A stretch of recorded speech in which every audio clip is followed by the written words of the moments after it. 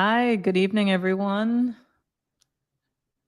I am the Melanated Council. As always, we stream around Tuesday nights around 9 p.m. Eastern Standard Time, 6 p.m. Pacific Standard Time. And if you're watching and it is neither of those times, then you are correct. Congratulations. We were wrong. As always, please like, subscribe, and enjoy the show. As you can see, it's just me right now. My two other co-hosts are running a little bit behind, but that's okay. Life happens. It's the summer, and I've noticed that when it comes to summertime, it just seems like everyone's very chill. Like we're all just sort of kind of just doing things on our own time. So, as you know, this month we've been talking about infrastructure and how it affects, especially like our country and everything. Tonight we're going to be talking about electric vehicles and if that's, just a better way of, like the best way to enter the future, especially regarding climate change. However, as always, we like to talk about, our weekends rather than just diving into something serious. And since it's just me, since I am the Melanated Council tonight, for right now, I am going to talk about what's been going on with me. Um, like I said earlier, it seems as though like I don't know, for whatever reason it seems like during the summer we're all just kind of on our own schedule. We're kind of just doing like our own time. Hey Mish. Yes, it is just me.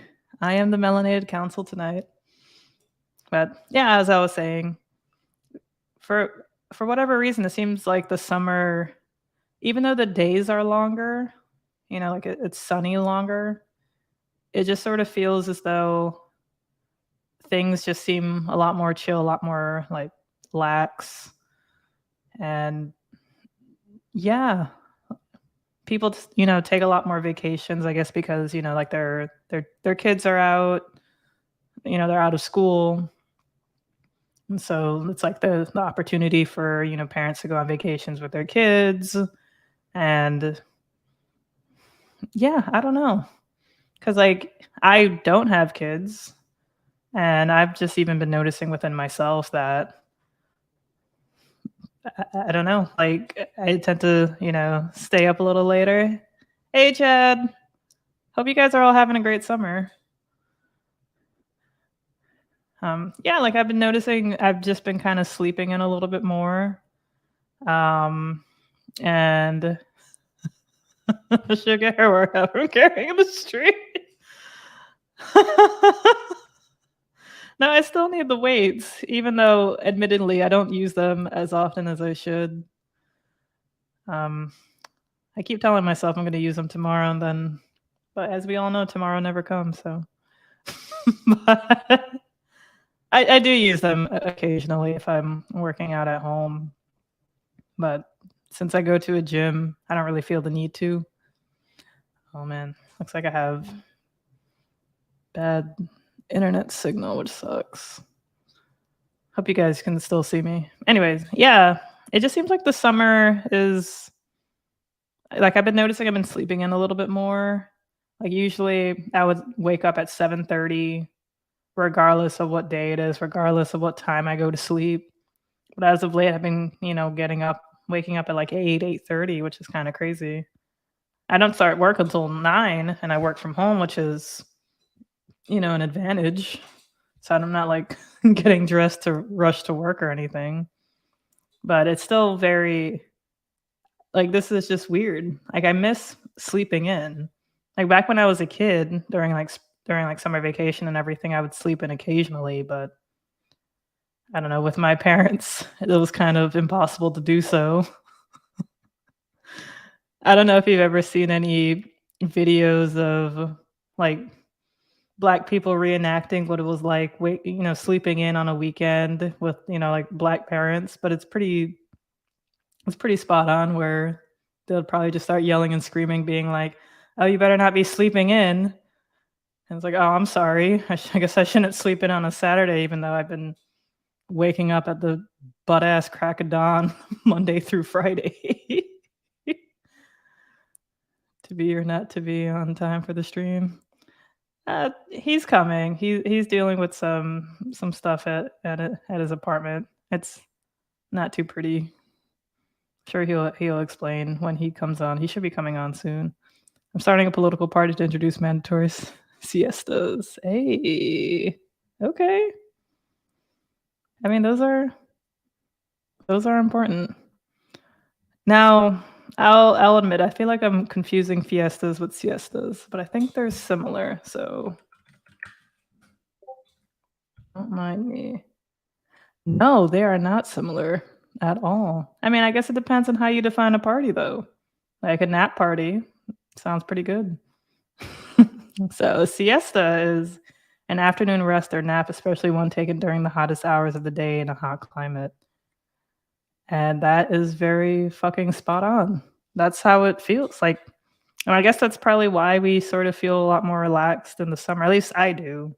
I don't know how you guys feel. Like, chat, let me know. How do you feel during the summer compared to like other seasons?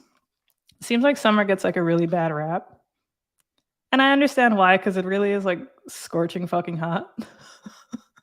And the sun burns you, especially down here in South Florida.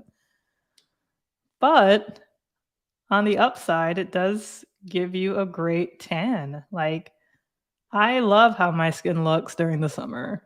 So I am, it's a small price to pay, burning to look good, but we all kind of do it in some ways. Like they have tanning salons all year long, just to get a nice tan that the sun can do naturally. I'm solar powered.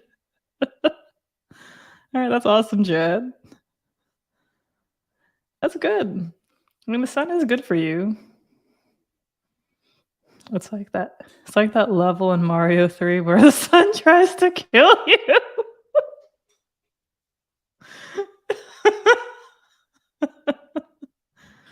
That's how a lot of people like to describe South Florida, especially this time of year, because it really does feel like that. Like the sun really feels like it's like if you're just having a conversation outside, the sun just feels like it's just part of the conversation.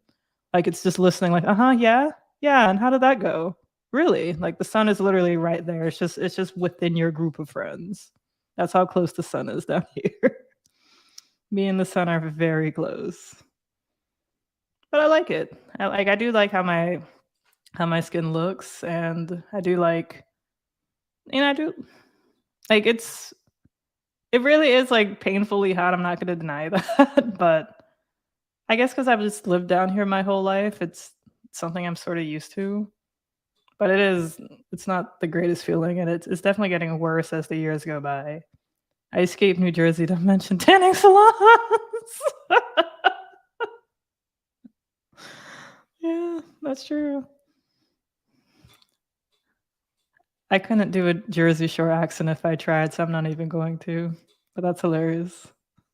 Oh yeah, Chad, you are in Pennsylvania.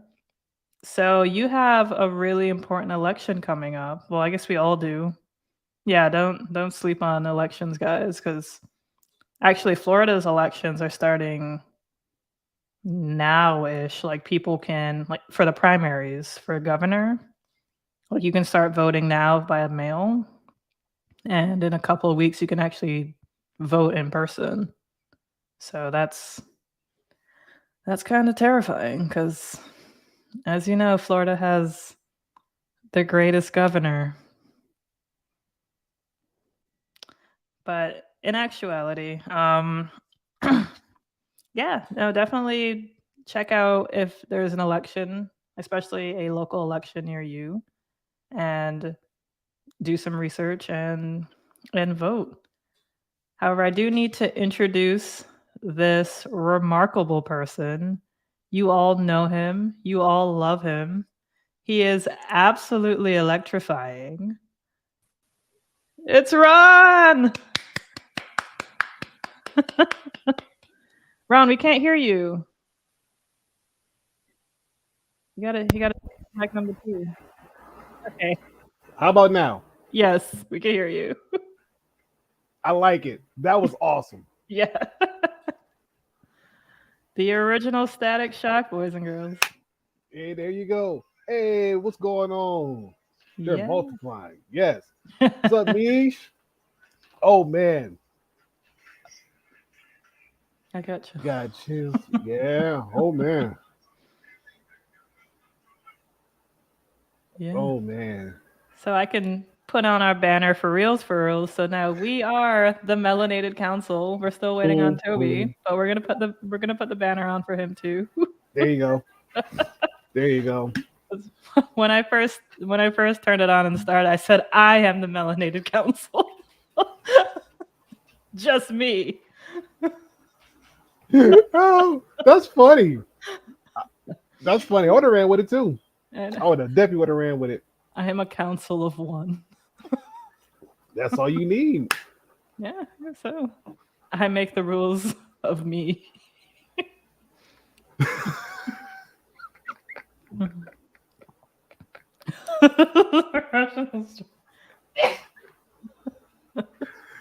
Oh man. Yeah. Oh, Mish, that's right. Sorry. You get on your level. Mish, that's right. We got to get that we got to get your stuff together. We got to get your stuff together. Yeah, true.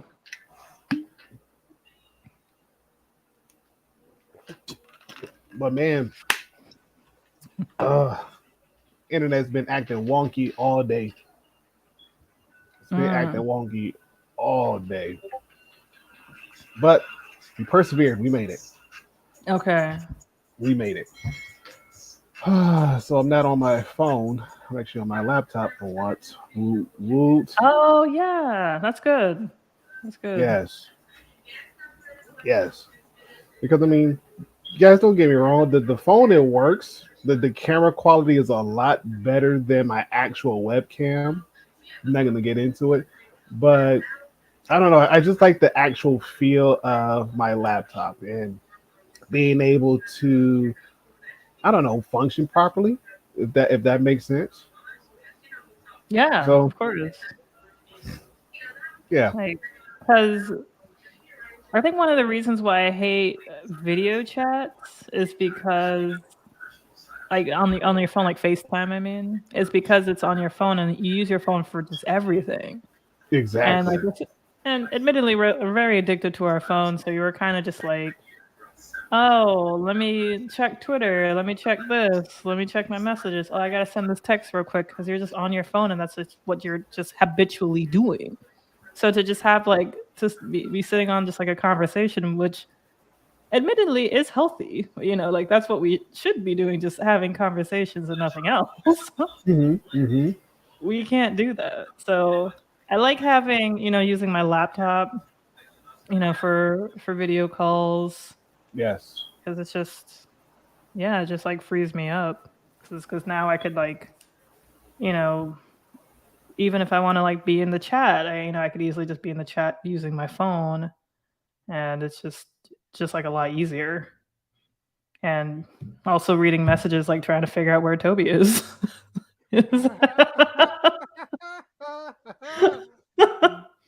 Toby is fashionably late. He is fashionably late. I can say that much. Toby is fashionably late. And it's okay because why? It's Toby. Yeah, I did mention that it's something pretty serious. Oh So, yeah.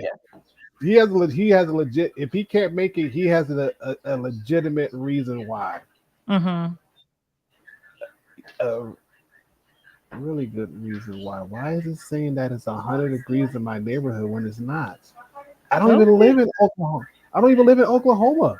But why is it 100 degrees in Oklahoma? I have no idea. That's really fucking concerning. Oh, but they got a fire warning. I mean, it's probably the fire that's making it 100 degrees. Sorry, that was a terrible joke. Most likely the weather, which is bad, which is weird. I don't live in in Tuscaloosa, Oklahoma. I don't live there.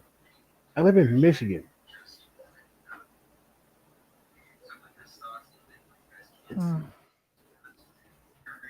There we go. Hey, Avocado jazz boots. It's true. Yeah, Toby be living it up like a Ja Rule song. huh? Right? Hey, I be living it up and say, what do How I the do? how the jazz flutes? I know. Okay, I'm done. Slow week and went to 4 clubs on Sunday. We drank vodka out of just. Like if you see his Snapchats though, he does a lot. Like he's pretty much the only reason why I re-downloaded Snapchat because he kept talking about Snapchat. I'm like, all right, let me just see what the fuck he's doing. And he does a lot of shit though. I'm not even gonna deny that. He does a lot of Right. stuff. I'm just gonna add that man to follow. Mm-hmm. But I'm happy for him though. You know, we're like really, really living it up. Oh yeah, Mm-hmm. definitely, definitely. Sheesh, what was going on? So, L, how was your weekend? Oh, yeah, because I was just like talking about pretty much summertime. But what did I do over the weekend actually? I Saturday there was a wine tasting. Mhm. It was a free wine tasting, which was pretty nice. Nice. And but like where it was located was just like a bunch of like older people, like suburbia older people. Like it was in Parkland, and pretty much in Parkland it's just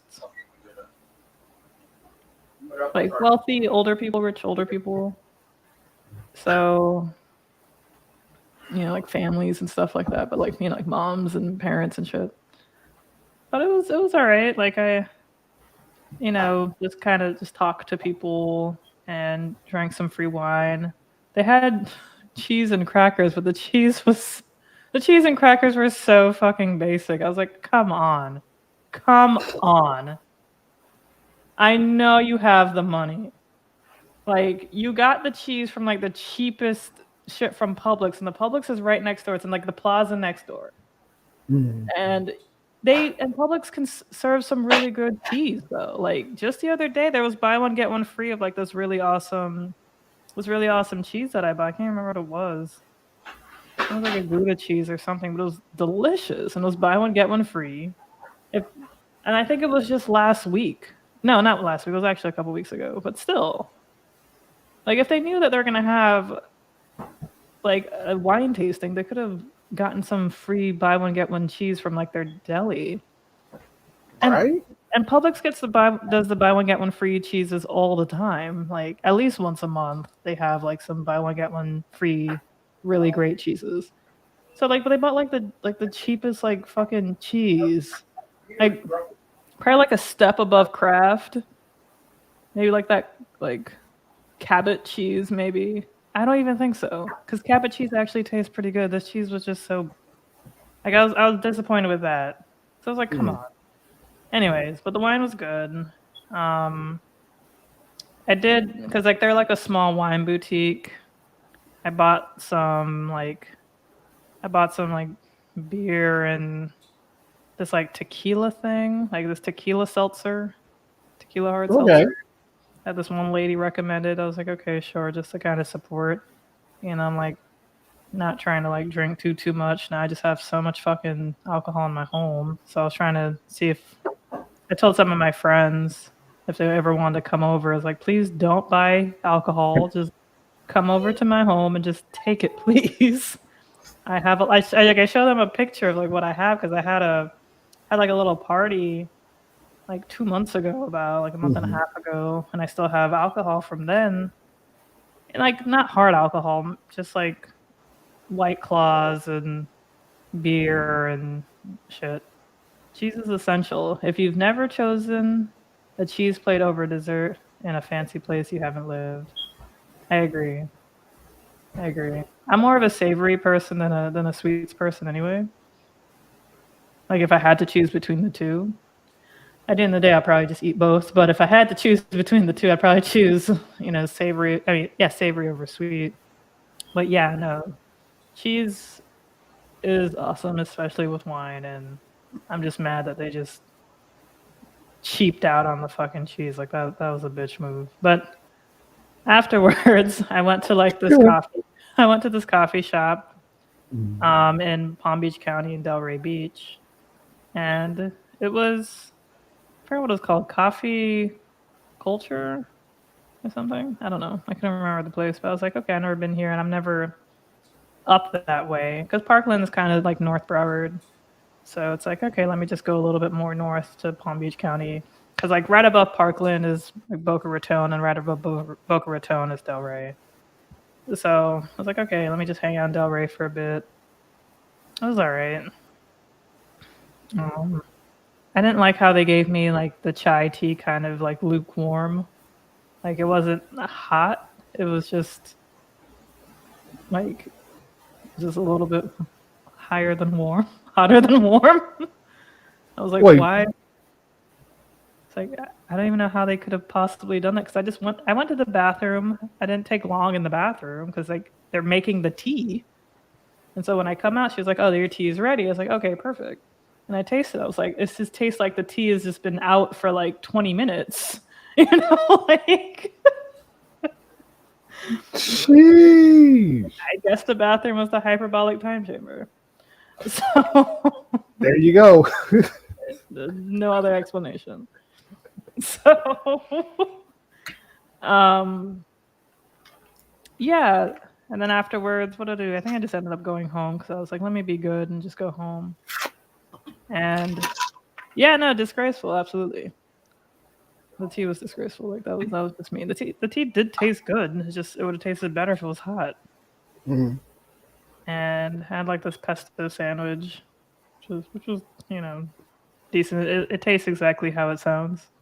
So, um, and then Sunday I went to a friend's place. Like we just hung out. It was nice. Yeah. Sorry, I have fancy food opinions. Me too. Me too, Chad. Don't worry. Um, I wouldn't say I am picky. Like I'll eat pretty much anything, but I'm not gonna like pretend it's good. Mhm. Like I'll eat the whole plate, and if you ask me how it tastes, I'll be like, "Oh, it tasted bad." Like this doesn't taste too good. It's like, but I was starving, so I ate it. Oh man. If But I could yeah, sue for false advertisement based upon food, I think I mm. will win. Hmm. I think I will win. Yeah, probably. Exactly. That's it. That's exactly it. No, absolutely. Yeah, like when you've tasted good food and then you start eating, like that's the thing about Palm Beach County too. Like even though Parkland's in Broward County, like the wine people should have just gotten better cheese. That's all. Mm. But the the thing about Palm Beach County though is like the food could be such a hit or a miss because especially with Boca, like that's very rich, very white, very old people. Of course, there's young people, people of all ages, and suburbia, young families, blah blah blah. But you go to like a lot of these restaurants, and like they somehow just take the taste out of food. I don't know Mm. how. I don't know if it's because the people are old. I don't know if it's just because what people would rather drive their McLarens and pull up and their Ferraris or Lambos, like every rich expensive car under the sun, and just rather show off their wealth rather than enjoy the food. Wow. 'Cause- yeah, because I feel like their tastes are more in their things rather than in their tongue and their Mm. taste buds. So, but yeah, no, the food is always so like because I used to work in Boca, so I worked in Boca for like 5 years prior to my current job. So I just hate Boca personally because it's just like the massive amounts of wealth. I mean, I love cars and I love seeing all the cars. Don't get me wrong. Like I love seeing, like the Lambos, the Maseratis, the newer Benzes, the Aston Martins occasionally, Ferraris occasionally, like every like luxury car under the sun. You see it in Boca Raton. Um, but just the food was so disappointing. So Shame. disappointing. Yeah. But yeah, that was my weekend. Nice. Yeah. So how was Nice. yours, Ron? Um, looking for Spanish limes. Are you trying to make a particular pie? No.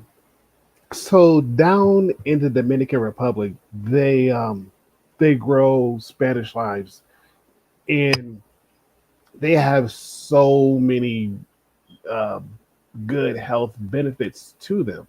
Hmm. And ever since we were down there, we were eating them, and then of course my grandfather he was like, "Oh, I always stop by and never cater or never thought to buy these." So like, no, you should try these. So he tried one. He was like, "These are really good." He's like, "I see them all the time selling them on the street corners, and I bypass them because I never knew what they were." He said, "But I also didn't really know the actual benefits of these Spanish limes." They were like, "Dude, yeah, like the most healthiest thing you could possibly eat and not feel bad. Yes, eat it." So the whole time we're down in the Dominican Republic, that's all we were pretty much eating that the whole time. And so we Mm. came back up here, and I'm like, man, wife was like, we should find a place that they sell Spanish limes. Like, well, I know, the city furthest down from us, it has a huge Hispanic population. Let's try one of their stores and see if they sell them down there. Nope, not at all. Not at once. Like, you Mm. know what? Like, I wonder if we have to travel like down to like down to Florida or like down south really, Pretty and, much and see if Florida. they sell Yeah. and see if they sell them. Okay. Let me see So if there's. I feel like they would probably sell them near me. yeah, they'll come on a branch typically. Okay. Let me. I don't know how to even like.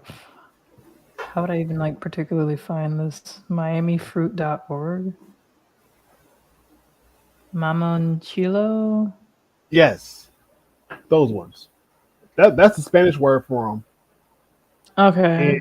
yeah, I mean, there's a website called MiamiFruit.org, but it looks like you have to, it looks like it could get shipped to you. I don't know if I could hmm just go to this Miami fruit place.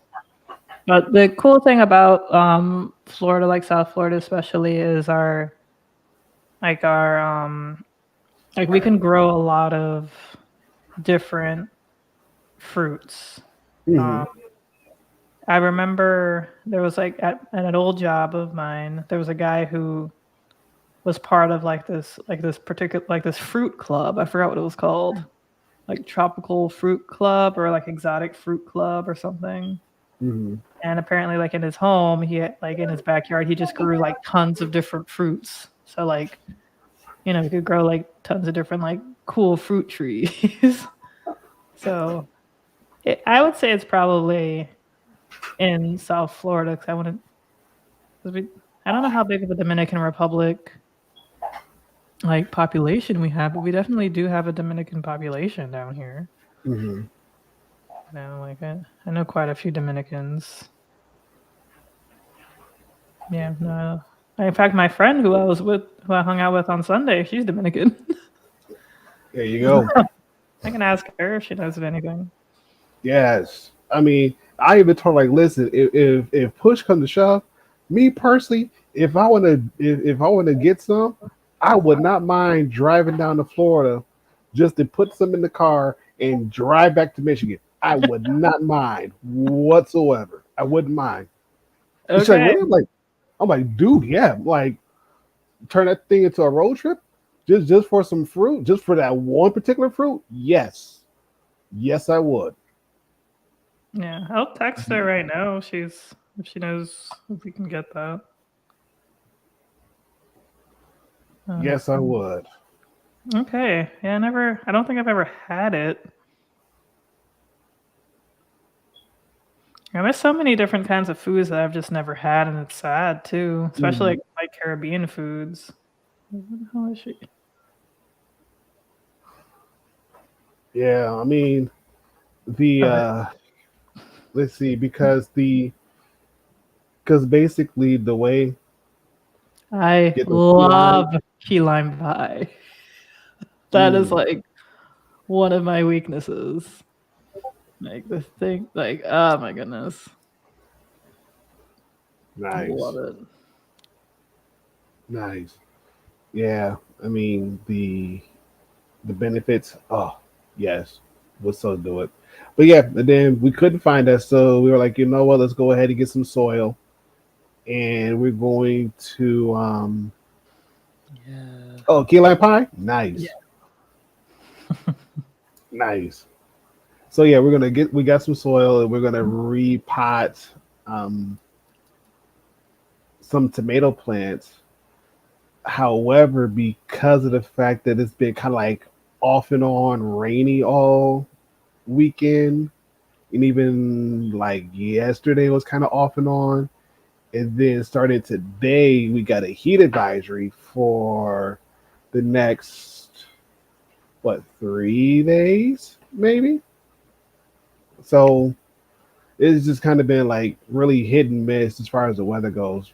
So hopefully, if the weather turns out nice, I'll probably get out there first thing in the morning and redo the plants and get them situated. But other than that, it's been just been pretty much being angry at Democrats and their lack of advertising and marketing, and been getting a bunch of stuff from Republicans. It's like, I don't like y'all. Like, I get what you're doing. It's irritating, but I get it. It's working. Then your counterpart. So it's like, I really can't get mad, but at the same time, I'm like, I'm gonna get it. I'm gonna read it. I'm gonna throw it away. Like, Mm, sorry, but not sorry. And mhm. even then, just driving through the city and whatnot, just seeing a lot of the um, our state representative being endorsed by Trump. I'm like, why, Gross. why, why? And I almost want to like go to like a Republican meeting and ask them like, okay, why is our state representative endorsed by Trump? Like, what has this man done since he's been in office to receive that endorsement from Trump? Mhm. Just out of curiosity, and see what Mhm. they have to say. And hopefully, if they're like, well, here's the anything, is like, then why are we voting for him? He hasn't done anything. Like, I'm just Mhm. asking as as a very concerned citizen for my county. There we go. That's what one person said. Like, you asked me if I'm an activist, I'm a very concerned citizen. Like, no, I'm very concerned about what's going on. So I'm not an activist, but just very concerned in openly expressing my concern in such a way where I can talk to people about it and have some kind of engagement. Mhm.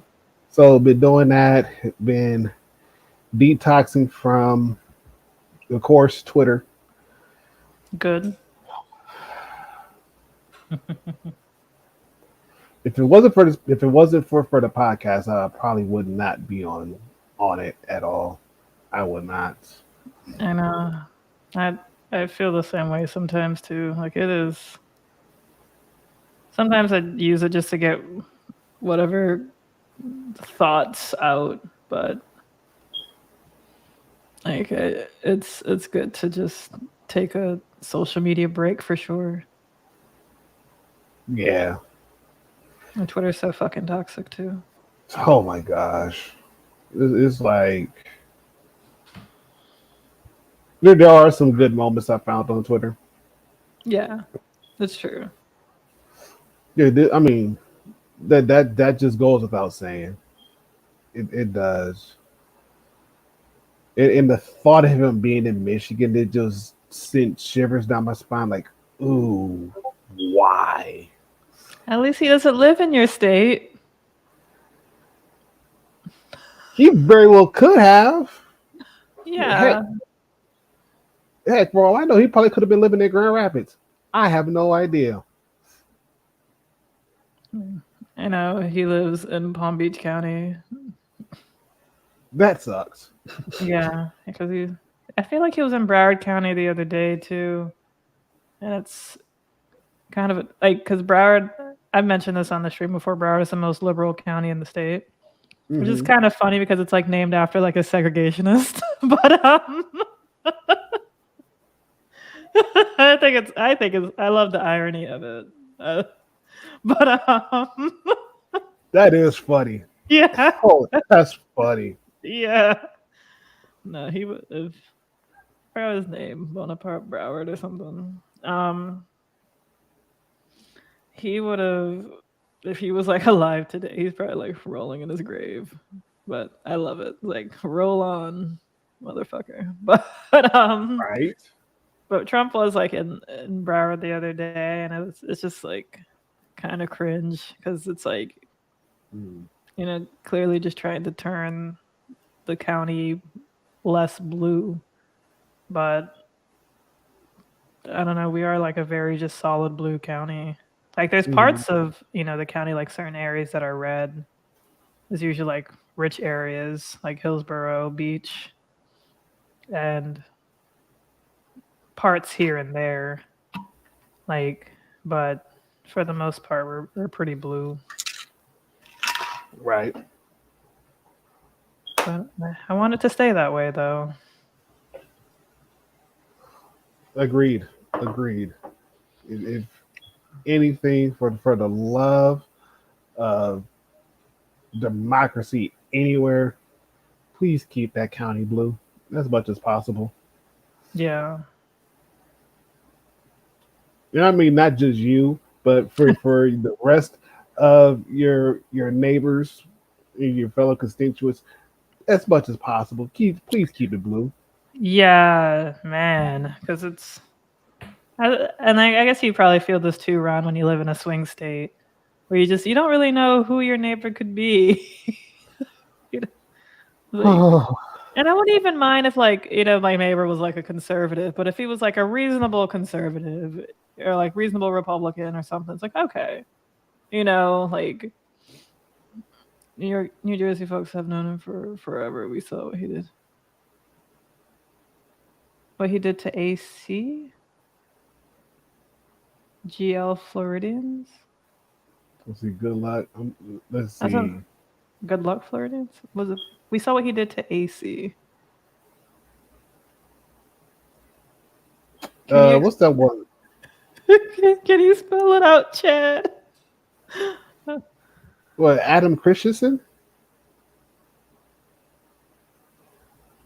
Was he the Oh, one? Atlantic City. Atlantic City. Got it. Okay. Oh, yeah. Okay. Yep. Yep. That makes a whole lot of sense. What did he do to Atlantic City? The casinos down there. Right. So did Atlantic City become very Republican Um, or you very? know, go ahead. Or I was just gonna say, or very pro-Trump. I mean, but I'm like, I feel like that's the same thing nowadays, unfortunately. I mean, anything that Trump kind of touches in one way, shape, or form, it breaks down and or deteriorates at some kind of rate. And I know with Atlantic City, especially for the folks.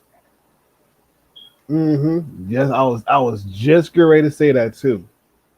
A lot of the casinos up there, to Chad's point, they were when they were coming around, they were big, nice, attractive, like almost like trying to compete with Vegas in a sort of a sense. Okay.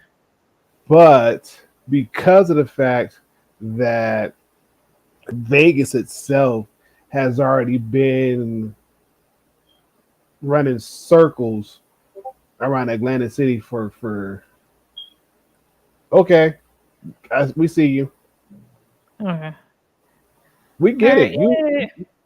you ain't got to say nothing else. We get it. We get it. Yeah, no, we get it. We get it. Backtracking. Yes, indeed. And so with of course Vegas always up and up and it has not lost its touch. Atlantic City couldn't really compete in that arena. So it's just like slowly but surely it's been shut down.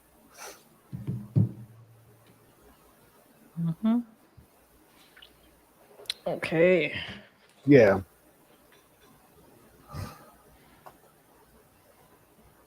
But I mean the one positive thing that kind of came out of that is rather Atlantic City being known for the casinos is kind of known for strip clubs. So it's like it kind of works in a weird. It kind of works itself out in a weird way. Hmm. So yeah, it worked its own weird way. It worked its way out of something. So kudos to that.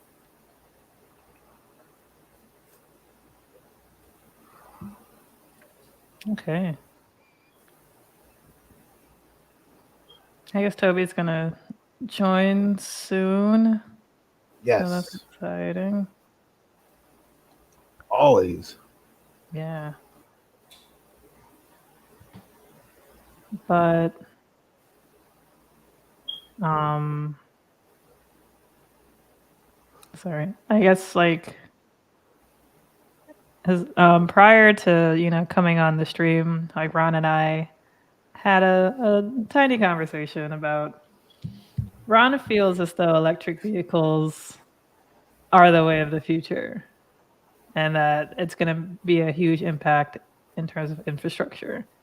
Hmm. I don't agree as much. I'm not totally disagreeing, but in terms of mitigating climate change, I don't agree as much. Hmm. But Ron, do you want to explain why you think electric vehicles are, the way of the future and will definitely change our infrastructure?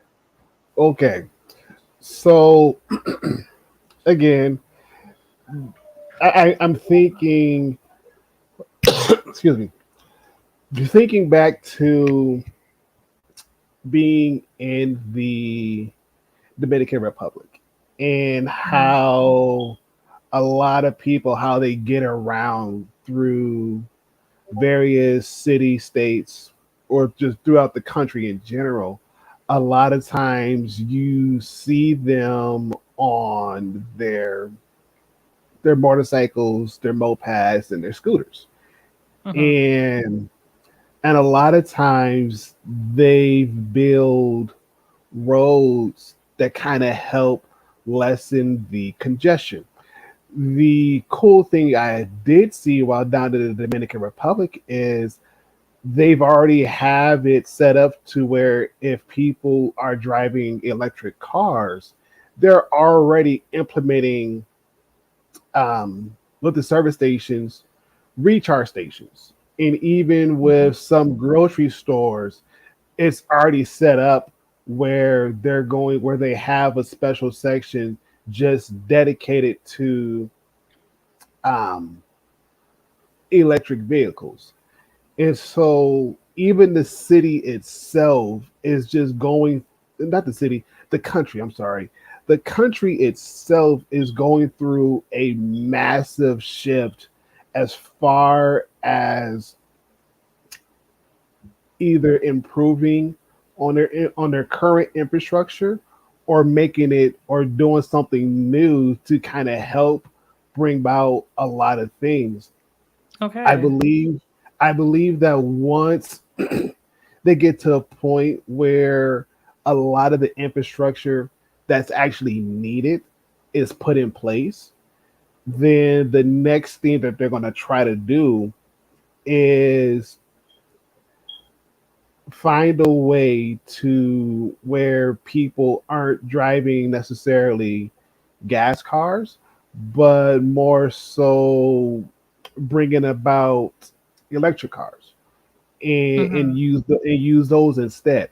And again, like I said before, a lot of people you could tell that sure they may have a car, but for the most part, the majority of the people that we were seeing, especially in the area that we were in, a lot of them drove motorcycles, scooters, and mopeds to go from point A to point B. And even then, some of the taxi services utilize scooters, mopeds, motorcycles to help get people from point A to point B. Carpool, which was another big one. I mean, sure they still have taxi cabs, but even then, the taxi cab services, for the most part, they were more so used for larger groups. So if you had like in our instance, a family of 10 wanted to go from point A to point B, of course, they'll have two minivans there to pick us up to get us from point A to point B, and everybody still being able to be seated comfortably. Mm. And, and so it is those kind of ordeals. And even then, you know, grandfather's still talking like how they're still improving a lot. They're still trying to make things as less congested as possible. And the one place he said that he wanted to take us to, but we couldn't get there, was get to the capital, which is Santo Domingo, and Mhm. just look at the infrastructure there.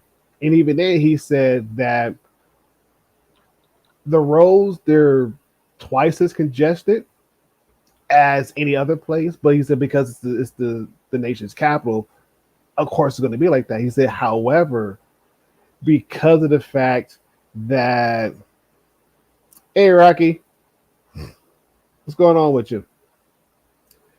He was saying because of the fact that the president was so adamant on trying to make things easier for the commuters that he was willing to do whatever is necessary to make it happen. And even then, Mhm. he himself, he's huge on infrastructure. Like, okay, what is it that's failing? What can we do to solve it? What can we do to fix it? Let's get it done. And just go ahead and get it done. And and it's a beautiful thing to have a leader that's willing to not only lead by example, but to say, okay, do whatever do whatever is necessary, do whatever it takes to get it done.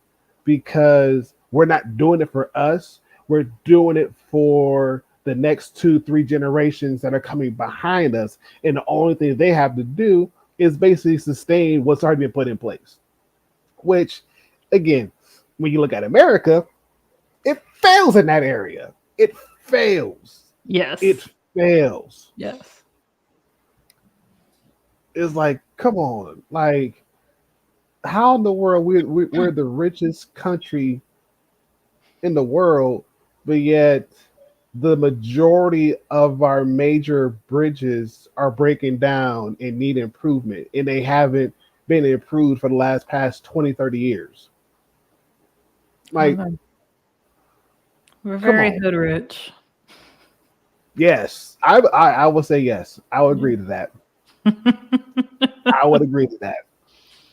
We got these nice ass cars parked out front, but our house is a cardboard box. Right, Yeah. right. I agree. I agree. But I can say this though, and then I'll end. I can say this.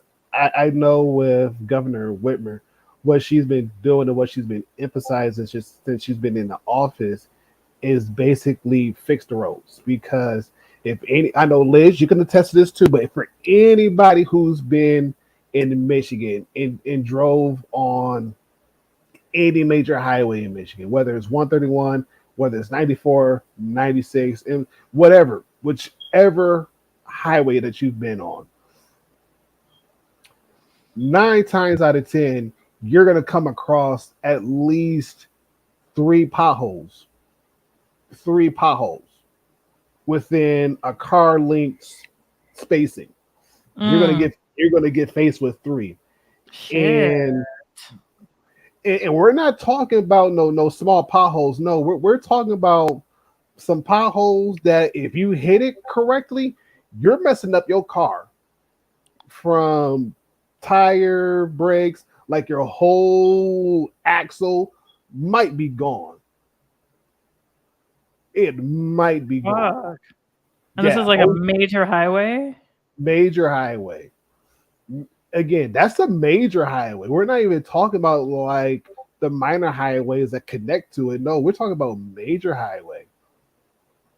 A major highway. Damn. And it's irritating because it seems like every year it's the same part of the highway that needs to get repaired. It's like, and she's like, no, repair it, fix it so we don't have to worry about it. Rail America. I agree. Yeah, yeah. But again, she's very adamant on fixing the road and not just put a band-aid on it. No, fix it so we don't have to fix it for the next 5, 10 years. Hmm. If we could push it out longer than that, yes, let's push it out longer than that. But at least 5 to 10 years. Let's fix the road so we don't have to worry about it for the next 5 to 10 years. And even then, if we have to fill in some cracks here and there. Okay, I would rather fill in cracks here and there versus fill in a whole stretch of highway, which is going to inconvenience everybody. Hmm. It's going to inconvenience everybody. And so she's big on that, big on that. And on the side note too, as well, with again, even on the side note with that as well, she's also wanting to push like green energy, clean energy, and try to find ways where the big three major car companies are producing more electric vehicles. And how I know GM is one of them.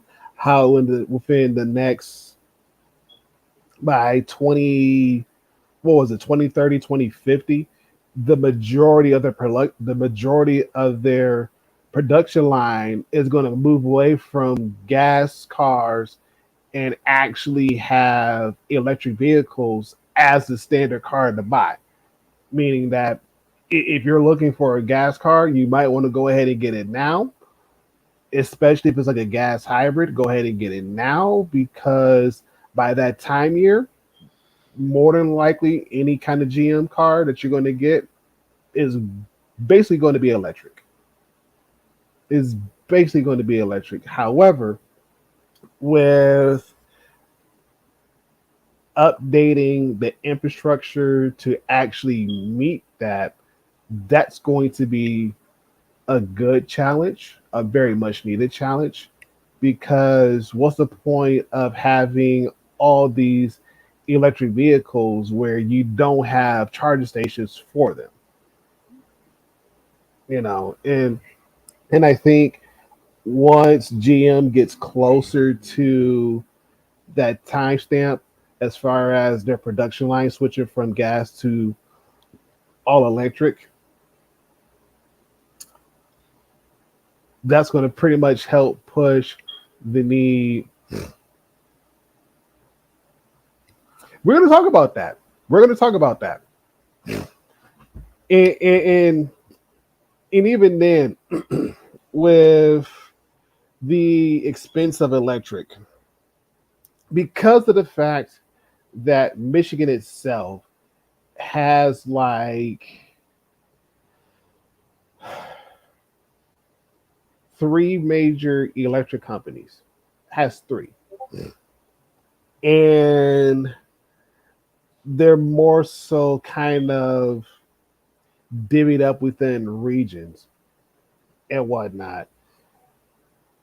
The one thing, and again, this is what I was talking about as far as Governor Whitmer exploring the option of using more renewable resources as far as helping offset the cost of electric, and especially with these new cars coming out that are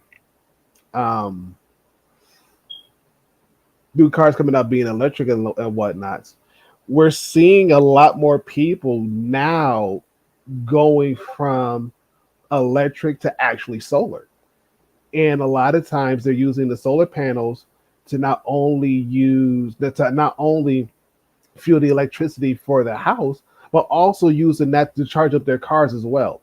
And so, yeah, yeah. So a lot of people are switching the move from regular old electric to solar, and even then,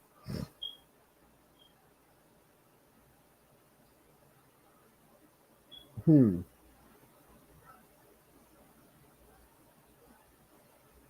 what area you what area are you in, Rocky? San Diego?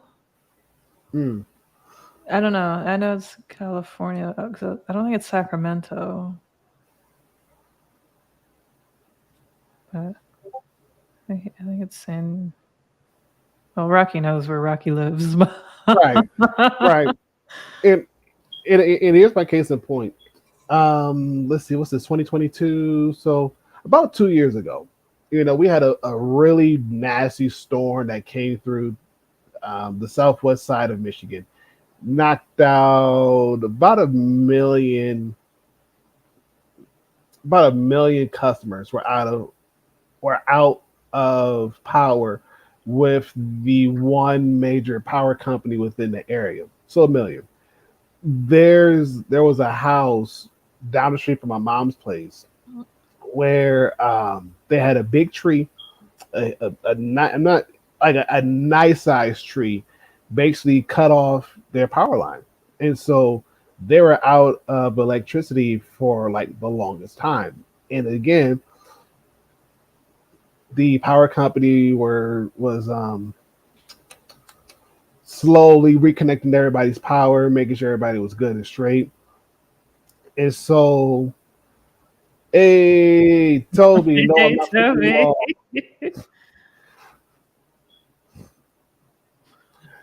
It's, I it's got that. so, you good? Yeah, you're on mute, Toby. Yeah, sorry, I didn't want to interrupt the conversation as it was coming. No, no, What's up, y'all? no. It's What's been up? it's been a chaotic past few days, um, but we're here. There you Um, go. for those who weren't aware, I actually had strep throat last week. Like Oh shit! Ooh, I didn't realize it when I was on stream last Tuesday, but I went to the doctor Wednesday, and because I just had like a weird irritation in my throat that didn't quite feel like a sore throat. Um, but it was kind of getting worse during the week. So got you know got the diagnosis, got my trusty handy dandy antibiotics, mhm. penicillin type stuff. Which speaking of, I should definitely take right now before it gets too late. Um, but I'll do that in some bit. And then I had some crazy stuff going on with my plumbing and literal sewage just overflowing in my bathtub and toilet. Lucky me. Didn't happen to my roommate, which I mean is good. I'm not saying I wanted it to, but it's very strange that in a 2-bedroom, only one was affected, and the people below weren't affected either. But the leaking, even before it overflowed, the leaking ruined like the apartment below. So they actually had a call, and that's actually why maintenance came to me, was because they got a complaint from downstairs, despite the fact that I put in my own complaints since Sunday. But anyways, so it's just been kind of crazy. And I still have like a lot of work stuff, but it's all good. We are taking things one day at a time. There you go. Yeah. Yep, there you go. I was trying to listen to a bit of the conversation. I didn't get to catch it in the beginning, but at least like the last 10, 15 minutes, I was like, let me hear what everyone is saying and try to follow along. No, you're good. You're good. 20 minutes. You're good. So, circle back, and like I said, I'll be done. I will try to be done. So, circling back, 2 years ago, bad storm came through, knocked out about 1 million customers out of power. The house down the street from my mom's house, they had a rather nice sized tree cut across their power line, so they were out. So not even a month, 2 months after that storm, they were getting solar panels installed in their yard. And they basically had like any other trees that was within the vicinity of that solar grid knocked out and removed. And they're using the solar energy now to help keep their lights on. And so they're like not necessarily relying on the main power company, but rather than the solar. I'm like, that's actually a good idea. But even then, there's like houses within that same area that are actually doing the same thing, that they're actually going more so solar versus the traditional electric company to go ahead and get the electric turned on or keep the electric on for their homes. But at the same time, if they have like an electric vehicle, they're also using that same energy to help recharge their electric vehicles as well. So I'm like, that's actually a really smart idea, a really good idea. So as far as the expense goes, I know here in my area, the electric company expense wise is not too bad. It's not too bad. It could be worse. You know, when you go, let's say 45 minutes up to Kalamazoo, what we're paying for our electric, somebody could be paying close to $150 or $200 or even less. You know, so it really just depends. Or you go over there by Detroit, again, it just depends. It really does depends.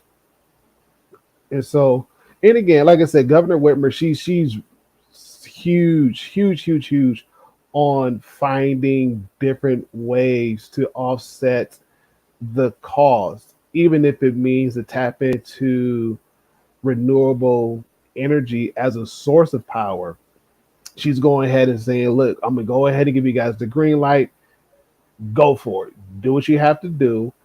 And let's try to save not only the economy, not only the climate, but also save people money. At the end of the day, save people money.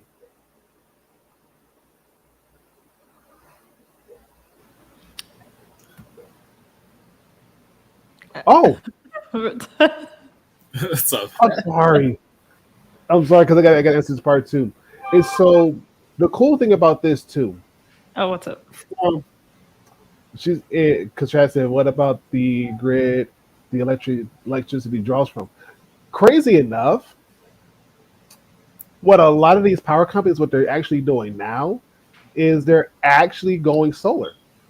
So rather than using the traditional fossil fuels to pretty much help um, keep everybody's lights on, a lot of them are slowly but surely transitioning to solar, to using the solar panels, and that's what's probably going to help a lot, especially with the amount of sunshine that we've been having this year, which has been crazy amount, but even still, it's helping.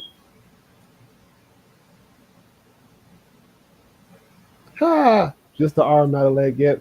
I know, I know, I know.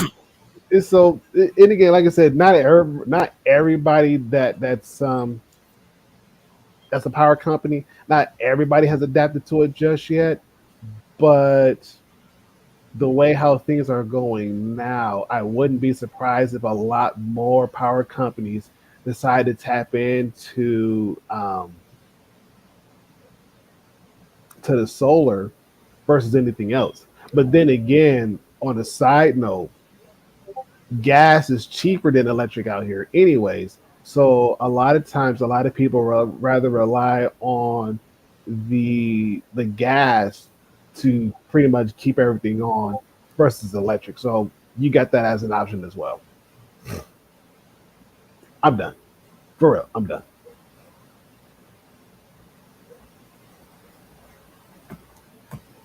Okay. I know. I didn't get. Oh, you were gonna respond because I didn't really get to like. I know that you guys were having that little debate about EVs and like whether it is a possible solution or whether not. And I know I had some various thoughts about EVs that I'm kind of still pulling together. But and there's some great videos I'm actually going to share in the Discord and the chat that Okay. I have not watched, but I keep getting recommended into my YouTube about. They're literally like TED Talks about EVs and how they're saying how there's a contradiction in them or how they're not going to save the environment. Um, and I'm definitely interested in watching them. And I feel like the more information around this, the better. For But sure. I didn't want to take your thunder, L. I just wanted to kind of gauge what the conversation had been so far, and if you had both kind of given your points of view. Um, no, not yeah. Like, I do see what Ron is saying, and I do agree with him on a lot. Like how he was describing the infrastructure in the DR and how they seem to be pretty much ready for, or damn near close to being ready to just have a bunch of electric cars and electric vehicles in place because there was a lot of like motor scooters and like Vespas and things like that. So that I can definitely agree. Um, I guess like when it comes to America, where it seems like a lot of these electric vehicles are being built. I don't know about like electric mopeds or like electric scooters or electric Vespas.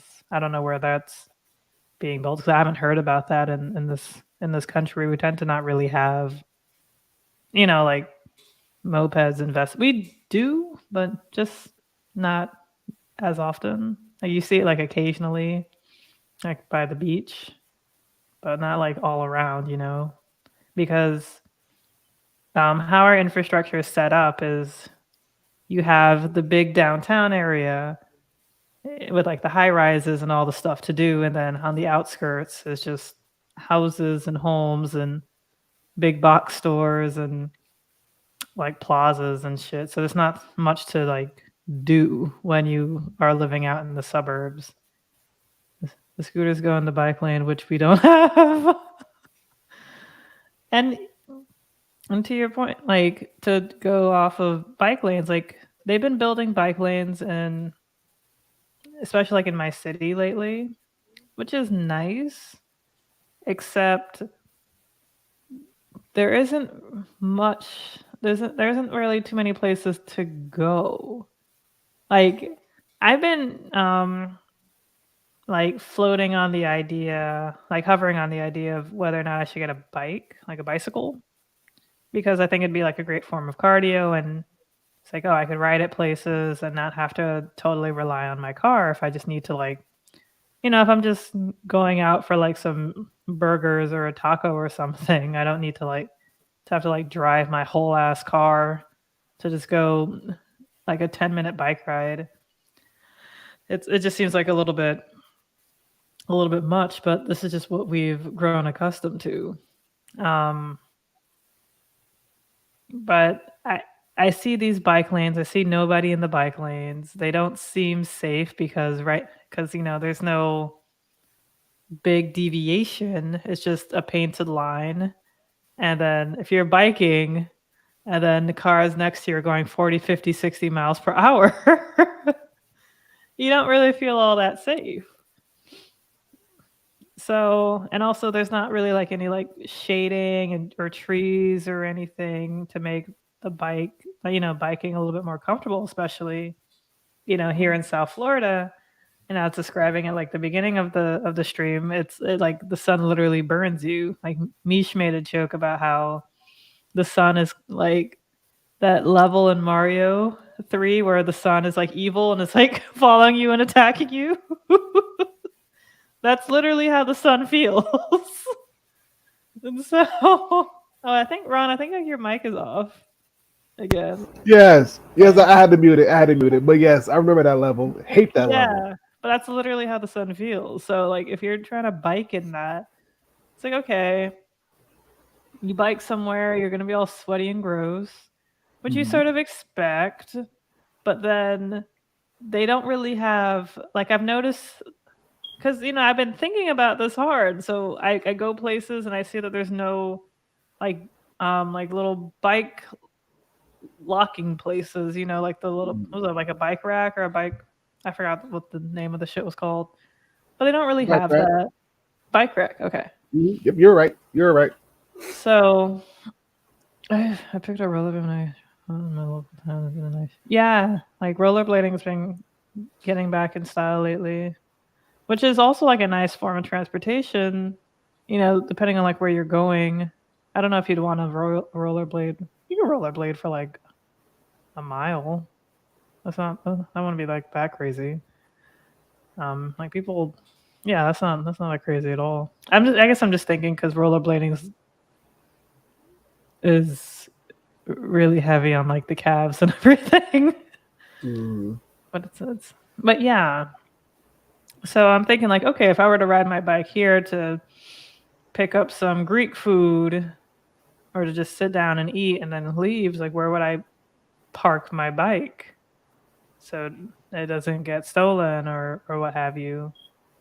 And we don't really have the infrastructure for that. So we just painted these bike lanes for what? I don't know. like why did we like I don't, like there are places where the bike lanes just end. I was thinking about maybe I could ride my bike to the gym, and I was driving to the gym and I just noticed that the bike lane next to me just ended. And so it's like, oh, I guess I can't do that, or I just have to start biking on the sidewalk, which is what everybody does anyway. I've seen people biking on the sidewalk even though there are bike lanes because it's clearly not safe out in cars of the future time. Yeah, I believe it. I truly, truly, truly believe in it. It's so sad. But I do feel that electric vehicles are definitely going to help in the future. My issue is the cost of electric vehicles. Some people have like motorized bicycles. Some people have like electric bicycles. Oh, sorry. And I think that's, well, especially like electric bicycles more so. I think that's a great, no, sorry. I think that's a great start, at least. However, and I think more people should be able to, take public transportation, should be able to, like, if we had better train infrastructure, for sure. But it's not for most people. Oh, okay, that's good to know. But if I like, yeah, like, we have terrible, like, we should, like, we have trains, but our train infrastructure is absolutely terrible. It just seems like the only way to really get around is just by a car. And to get an electric vehicle, to get an electric car, that's expensive. And then finding a place to charge your electric vehicle, because I have never seen, because I live in like a condo association, so there's like condos, villas, townhouses, that sort of thing. I have never seen a like I've seen people drive Teslas in my neighborhood. However, I've never seen like the electric charging station outside of the homes, because I don't think we're allowed to have that because of HOAs. Mhm. Also, another thing is also, creating solar. Like we can't do anything on the outside of our homes because that's all dealt with the HOA. Like we could do anything we want on the inside, but on the outside, that's, like they deal with the grass, they deal with painting the outside, they deal with, you know, changing like the lights, anything out on the outside, that's what they deal with. So I don't think they're allowed to have the electric car station charging. I've never seen any solar powered solar panels on top of people's roofs, even though that would be a massive help, or just some sort of solar panel like farm of some kind.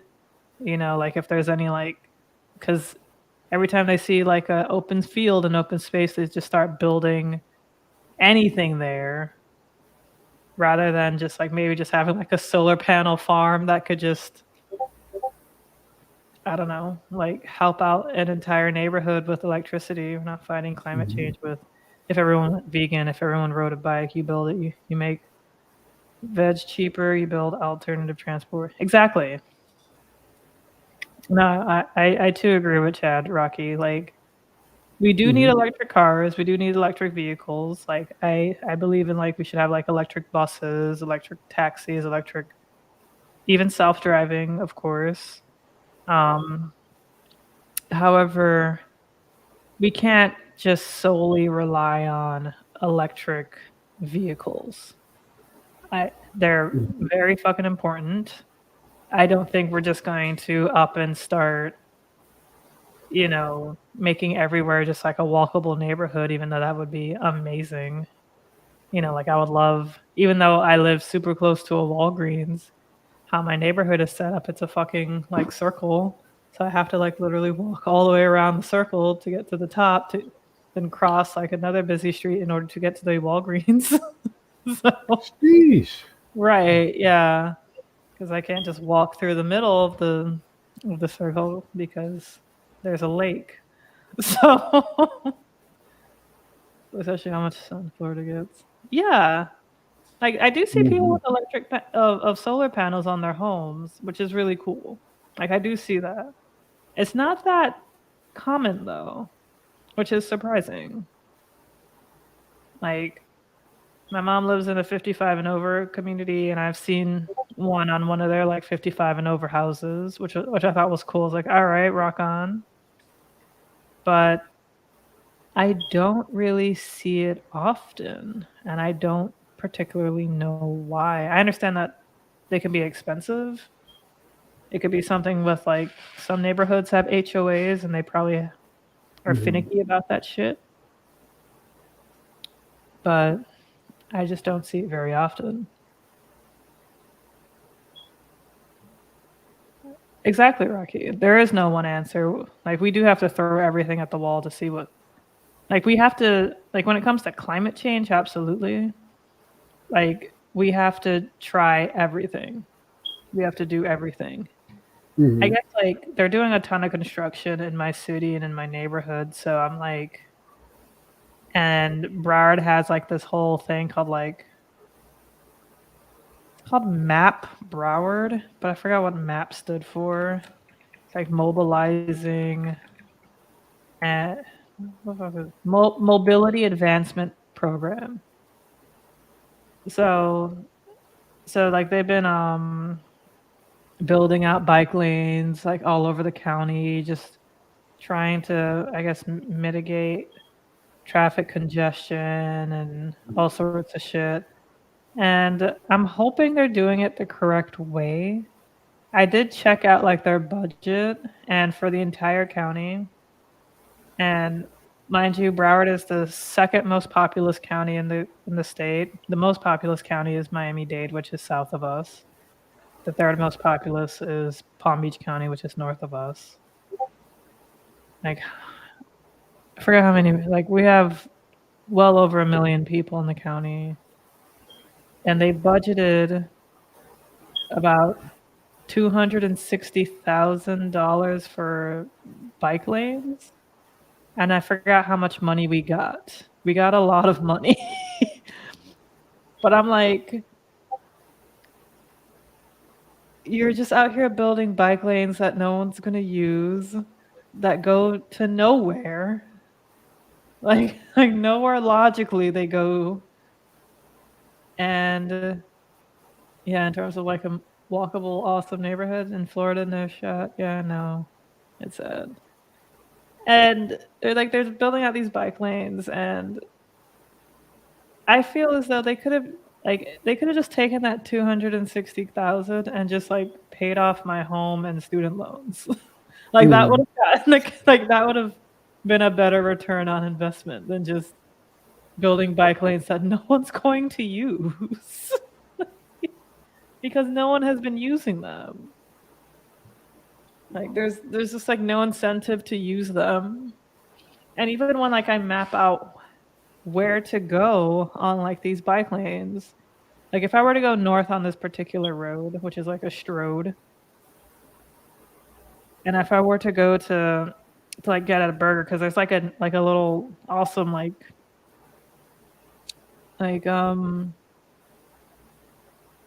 outside mall, like a cool complex that's like just literally like a mile north of me. And I remember the other day, like I looked up how quick of a drive it is. It's 7 minutes, and then a bike ride is 10 minutes. So like it would be kind of cool to like just be able to ride my bike, but logically I would have to probably ride on the sidewalk on the opposite end, because if I were to go with the flow of traffic going north, I would have to like go up, pass it, cross the street, and then start going like the other way, like across the street again, like west, and then go back south to get onto the other side of the street. I don't know if you guys are following, so I have to make like a really rectangular U-turn and cross so many fucking like cross an entire intersection. It's like a pretty major intersection too, just to get to this particular place.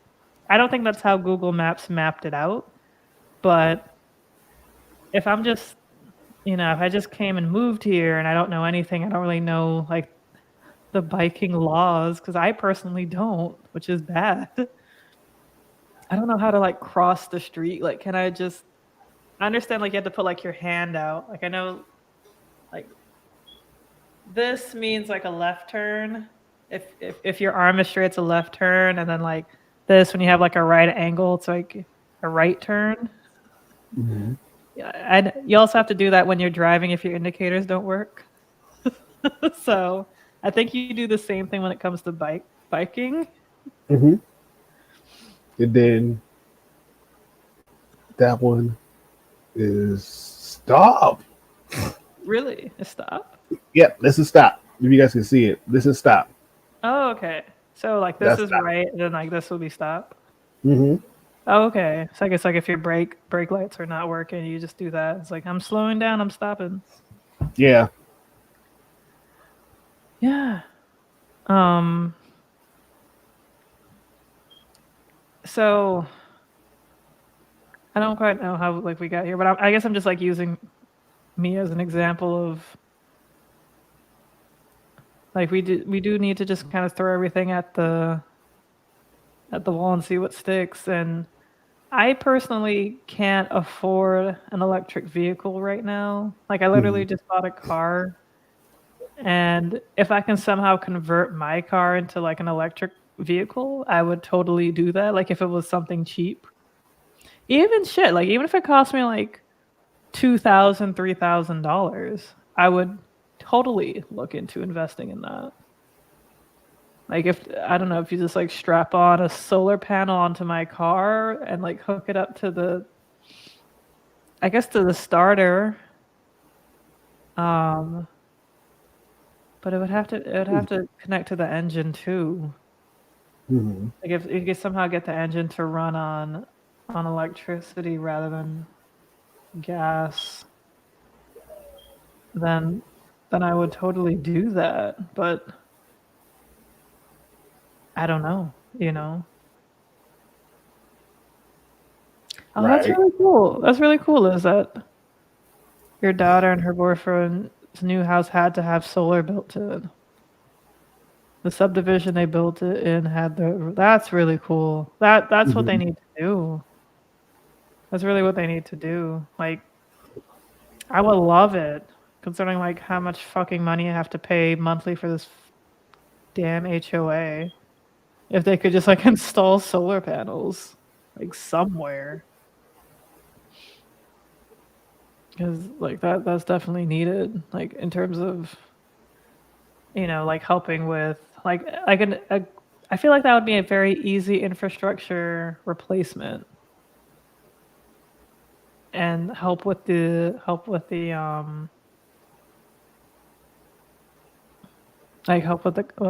climate change and everything, because then we won't have to rely on electricity. We could just rely on, well, how we get our electricity now. We could just rely on solar panels. All right.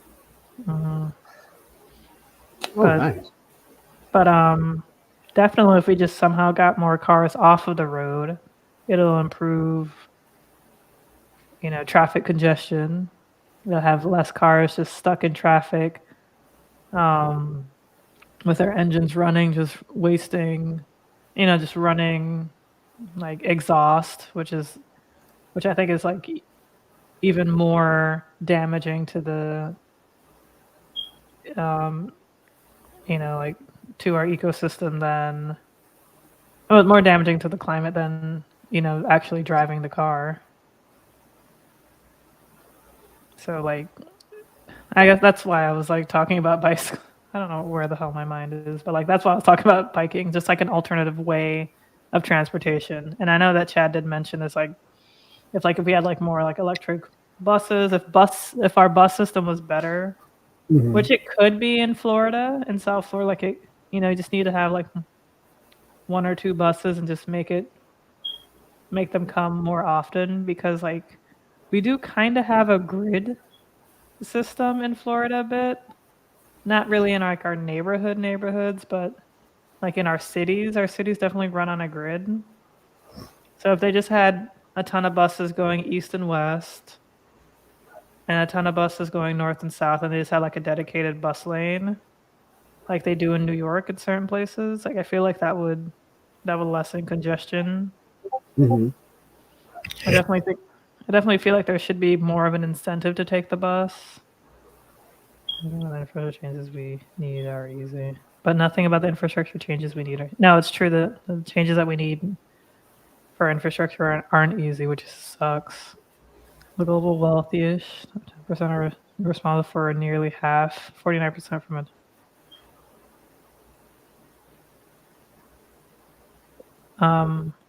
What are they responsible for? Like the issues with our climate?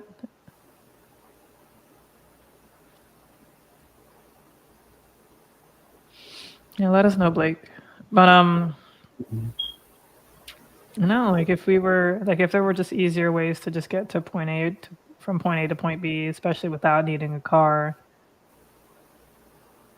then things would be a lot easier. Like, I do think though that, like, even though Chad said it's not easy for like to make the infrastructure changes, I think, like there are improvements that we can make that are kind of small, Mm-hmm. but could be helpful.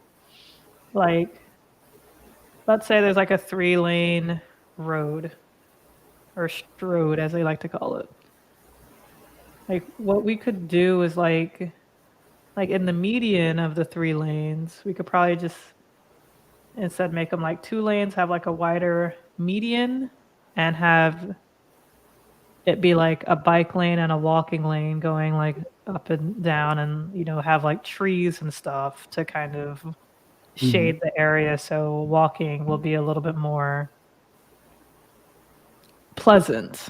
Walking and biking will be a lot more pleasant. There will be more trees, which is good for the environment anyway. And you'd feel a lot more safe biking and walking because, you have the trees to kind of protect you in a way. The cars are, kind of just minding their own business. But also, like there's more people because there's people walking and biking and also driving. So some of the people who would be driving are now biking because where they had to go wouldn't be like that far. Mm-hmm. So like that's one improvement that honestly wouldn't take that long. It would still take, like construction and all that good shit. But as you were saying, Ron, earlier about, you know, how if the president of DR or the mayor of Santo Domingo, who's, very, very particular about infrastructure because he's thinking about generations down the line. I don't Mm-hmm. really feel like we're thinking about generations down the line. Mm-mm. I think we're just, I don't know, because people in charge aren't civil engineers, and it's just Ooh. like a quick band-aid to be like, hey, look, we're improving, so here's some bike lanes. I wonder if zoning should factor into improving public transit, like cities trying to. Yes. Yes. Absolutely, absolutely, Yes, absolutely. it is. Yes, it is. Because, oh, do you mind if I? Go for it. So, because of zoning, like we have, which makes no fucking sense when you think about like there's certain areas that are just zoned for single family homes or, condos, townhouses, what have you. And then far away, they have zones for things, places to go like you said, grocery stores, banks, hospitals, clinics, like what have you, pharmacies. So they have everything kind of far away. So you have no choice but to travel to get somewhere, but to go into a car and go somewhere. And it's interesting that you said a 5 mile grid, Rocky, because I believe, I want to say it's 67%. It's a large percent of most car travels are within 3 miles. So like people are, getting into their cars, turning it on just to go 3 miles. And if I can bike if I can bike 1 mile up the street and it would take me like 10 minutes. I mean, I highly doubt biking 3 miles would take me 30 minutes, but because I think biking a mile, like the average is anywhere between like 6 to 8 minutes, depending on the terrain. But I think because it will take me the entire time 10 minutes, it's because I have to actually get out of my neighborhood, which will probably take a good amount of minutes to get out of my neighborhood, but to actually like bike to to like the little like outdoor mall area, would probably take me, much less time, probably like 6, 7 minutes. So if you're trying to bike somewhere and like it's very easy to get out of your neighborhood or whatever, it'll probably take you 20 minutes to bike 3 miles, which is, a nice ride. Mm-hmm. And like you wouldn't really need your car. However, because of how everything is set up and it's not really bike friendly or like alternate transportation friendly, even just taking a bus, we feel like we really have to rely on our car. Yeah. Also, a 5 mile in a grid is insanely big for a city. That's true. Like, when I think about how much you could really fit in just like a mile radius, like when I think about like all the things that are just like a mile away from me, like it's a lot of stuff. And just to think about how it could have just been redesigned completely, it's like we could have just totally gotten rid of a lot of just like road, Hmm. and just like made everything a lot more like compact. Because a lot of like homes, even just around me, aren't really single family homes. A lot of it are just like condos, townhouses, and villas. So that's already a lot of people. And then it would like they could have just built some like it would have been so easy to just build like actual shit to do just like across the street. Like it would have been so easy. Like the nearest plaza near me is just like, and like you see this kind of shit a lot, and it's annoying in South Florida, especially because you just see like plazas that are just like zoned for like doctors and shit. Like, which is great. I understand that's good to like live near. Ooh, did you get it? I hope I did. Stupid mosquito. I hope I did get him. But go ahead. Go ahead, L. Yeah. And no, Rocky, same here. Like, I feel like the same people who made, you know, who zoned Florida probably zoned California. Because from what I hear, like especially people in LA, how they complain about the traffic, it's like how we complain about the traffic in Miami. Like when I went to go visit Erica in Miami when she was, in town for the Bitcoin conference, she asked me how long was my drive. And I had to meet her at 9 a.m. on a weekday. I can't remember what day it was out of the week, but it was a weekday. Might have been like a Friday or something. I don't know. So driving to Miami, I already knew this was going to be a bitch, especially during rush hour. I have never, to my knowledge, yeah, I have never driven to Miami during rush hour, but I knew it was going to be a bitch because driving to Miami, regardless of the day, time, or hour, it's always a bitch. So I could only imagine during rush hour. So it took me like an hour 20 to get there. And then when I was leaving, because it was no longer rush hour, and it was like before, I guess maybe the lunch rush. I think it was like 11 or so, 10:30, 11. It took me like 45, 50 minutes to get home. And I was like, you mean to tell me I am only like 45 minutes away from Miami? And I think it was Collins Avenue. So I'm trying to think where that is. It's very close to Miami Beach, if I'm not mistaken. Like that's like Miami. Yeah, because we were very close to the beach. Yeah, the beach was probably like a block or two away. And I just couldn't believe this. Like, really, I'm that close? Because when you go to Miami, you can't just go to Miami on a whim. You can't just be like, yeah, I'm just gonna, drive down to Miami. So no, like you have to fucking plan. Like like it's just to like get into the mental mindset of, okay, I'm going to Miami.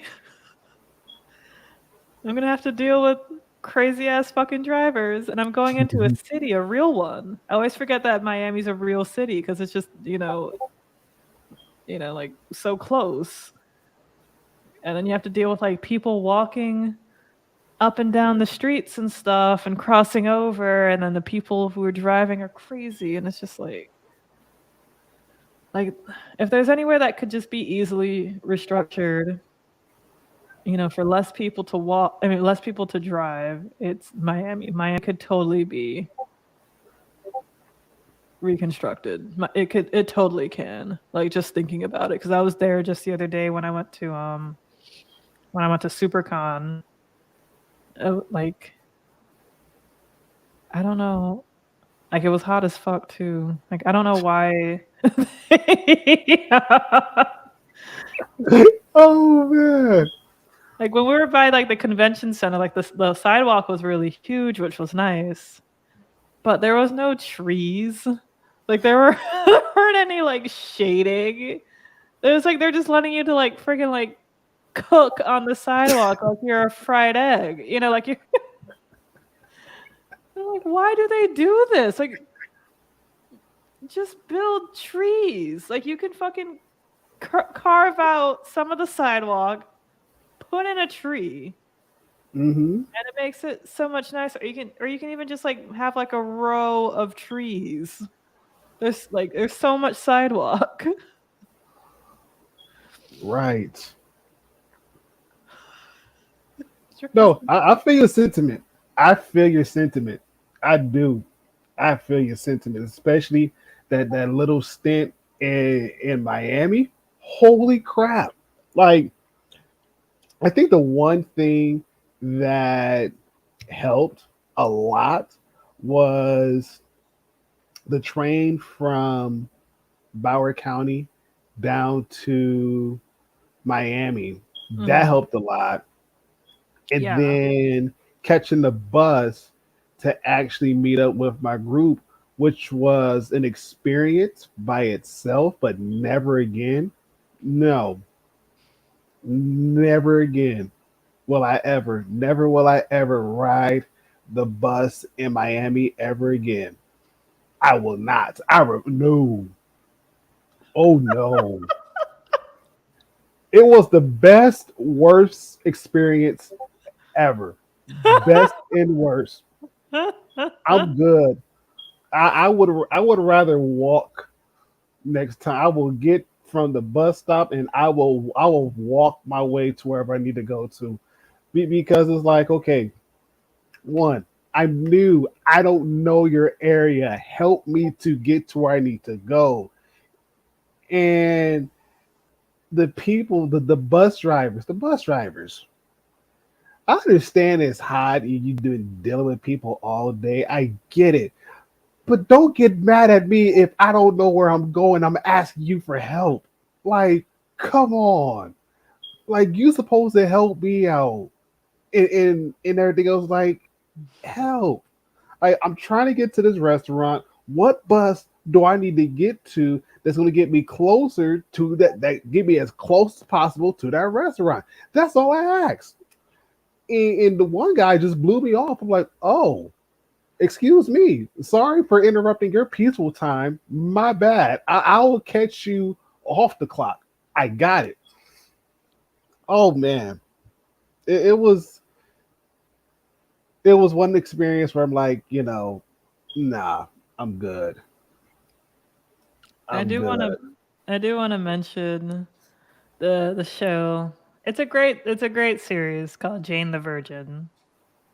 However, it I think I was got. okay, nice. But it was very obvious that this show was not, even though it's set in Miami, it Mhm. clearly wasn't filmed in Miami.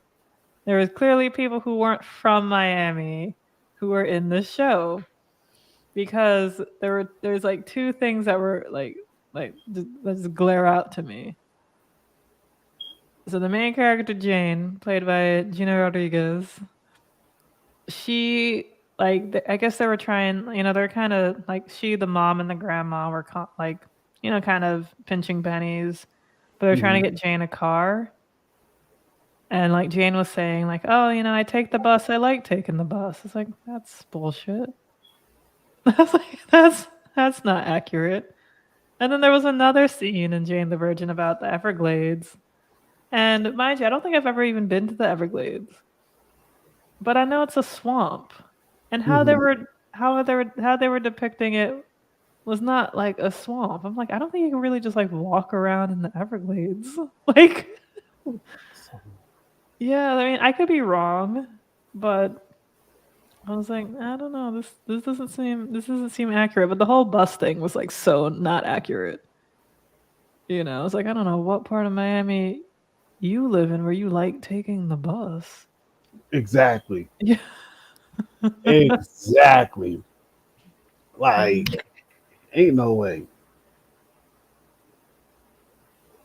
Yeah. When buses are for people who can't afford cars, there will always be shit. I It's mean, sad. true.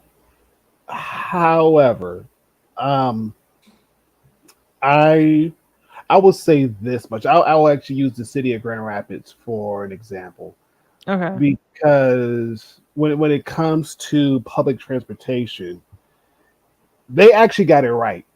They actually got it right.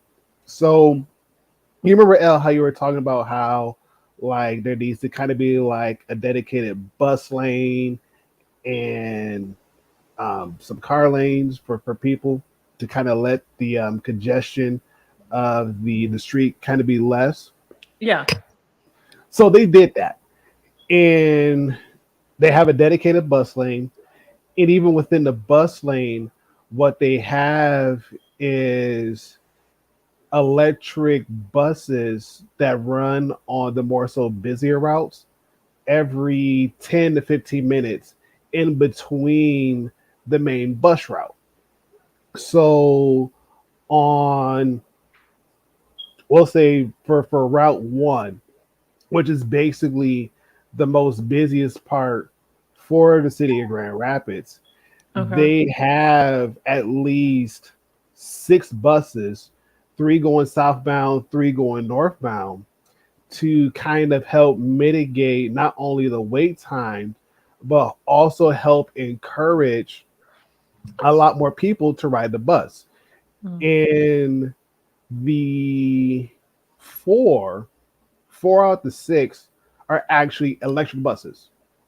They're actually electric buses. And so those, so again, you got the 2 going northbound, you got the 2 going southbound, and they pretty much rotate to keep that to help keep that route not only less congested, but also have a less wait time, and to also encourage people to ride the bus a little bit more. And so they're also expanding it to all of the other major routes that are heavily used by the people to get from point A to point B. So that's one.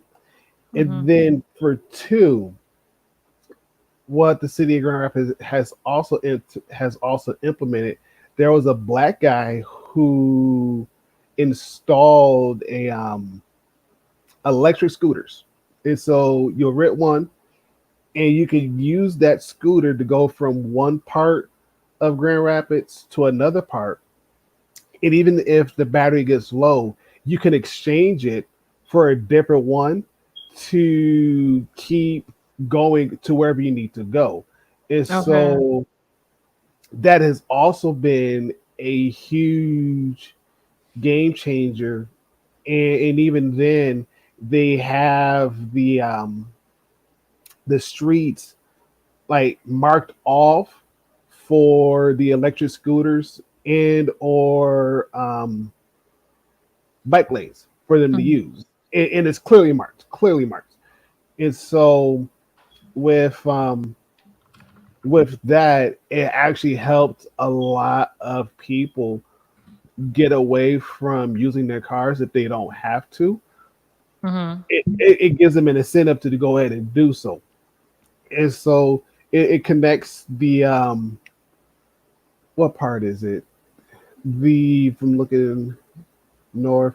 So it connects the northeast and the northwest part of Grand Rapids. It connects that whole strip together. And I think once they get everything solidified, they're gonna start branching out a little bit more. So that way those electric scooters can get spread out a lot more and hopefully cover the whole city of Grand Rapids, which would be another huge game changer in itself. So there's a lot that's going on that that's helping to um, lessen the use of cars and more so do things a little bit more publicly, and also give people an option, you know. And I think with the way how Grand Rapids is doing its public transportation, a lot more bigger cities are going to use that as a model for their respective cities as well. Hmm. Okay. I definitely do like that, how they have a dedicated bus lane for two buses, each going Hmm. each way. No, that's definitely ideal. Oh yeah. Yeah. But what do you well, actually let's show what answer what Rocky said, because I do have like another question. What's the best Let's see. planned city in the US? Is it New York City? I feel like it's close. I feel like New York City has an older metro and a grid, but there are so many issues and the car input seem on Discord. I do know that Philly's getting a lot better, but New York City's getting better too, from like what I've been True. seeing. You know, like they've been adding more bike lanes. They made like not dedicated bus lanes. What's the That's best? everyone's fave city to get around in. Let's see. I'm gonna go answer your first question. Oh, right, true. What do you think? So yeah, Ron, what do you think is the best planned city in the US? Um, I would actually say Denver. As of right now, I would say Denver, due to the fact that, especially downtown Denver, and for Okay. anybody who explored downtown Denver, you can kind of get where I'm going with this. With downtown Denver, a lot of your major shopping centers, it's literally right there within walking distance. You can park your car at a garage and literally walk the whole downtown Denver. That's Spend the true. whole spend the whole day in Denver, go back to your car, and be done with it. You know, you That's got true. that. Um, I think before we left, what they were going to do was set up some kind of oh crap, because Colorado Springs are going to model this too as well. They're going to try to set up like a shuttle, like a little mini shuttle, to help people get from point A to point B, just so there's not a lot of foot traffic because you know Denver, a lot of people don't know how to drive, and a lot of people who are walking, they don't necessarily care about the drivers. So you got this going on both ends. It's like one's not budging for the other, and Mhm. one would rather get hit and keep it moving without asking any questions. But a lot of it, like I said, with downtown Denver in specifically, a lot of things are literally within walking distance. You can spend the whole day in Denver and not necessarily have to drive your car. I think the one time you may think about driving your car is if you want to go to like that the cities outside of Denver. But even then, they still have like dedicated bus lines to the point where you don't necessarily, again, you don't have to drive your car if you don't want to. The bus system will get you from downtown to the mall and oh, what's the name of that city? I think it's Aurora.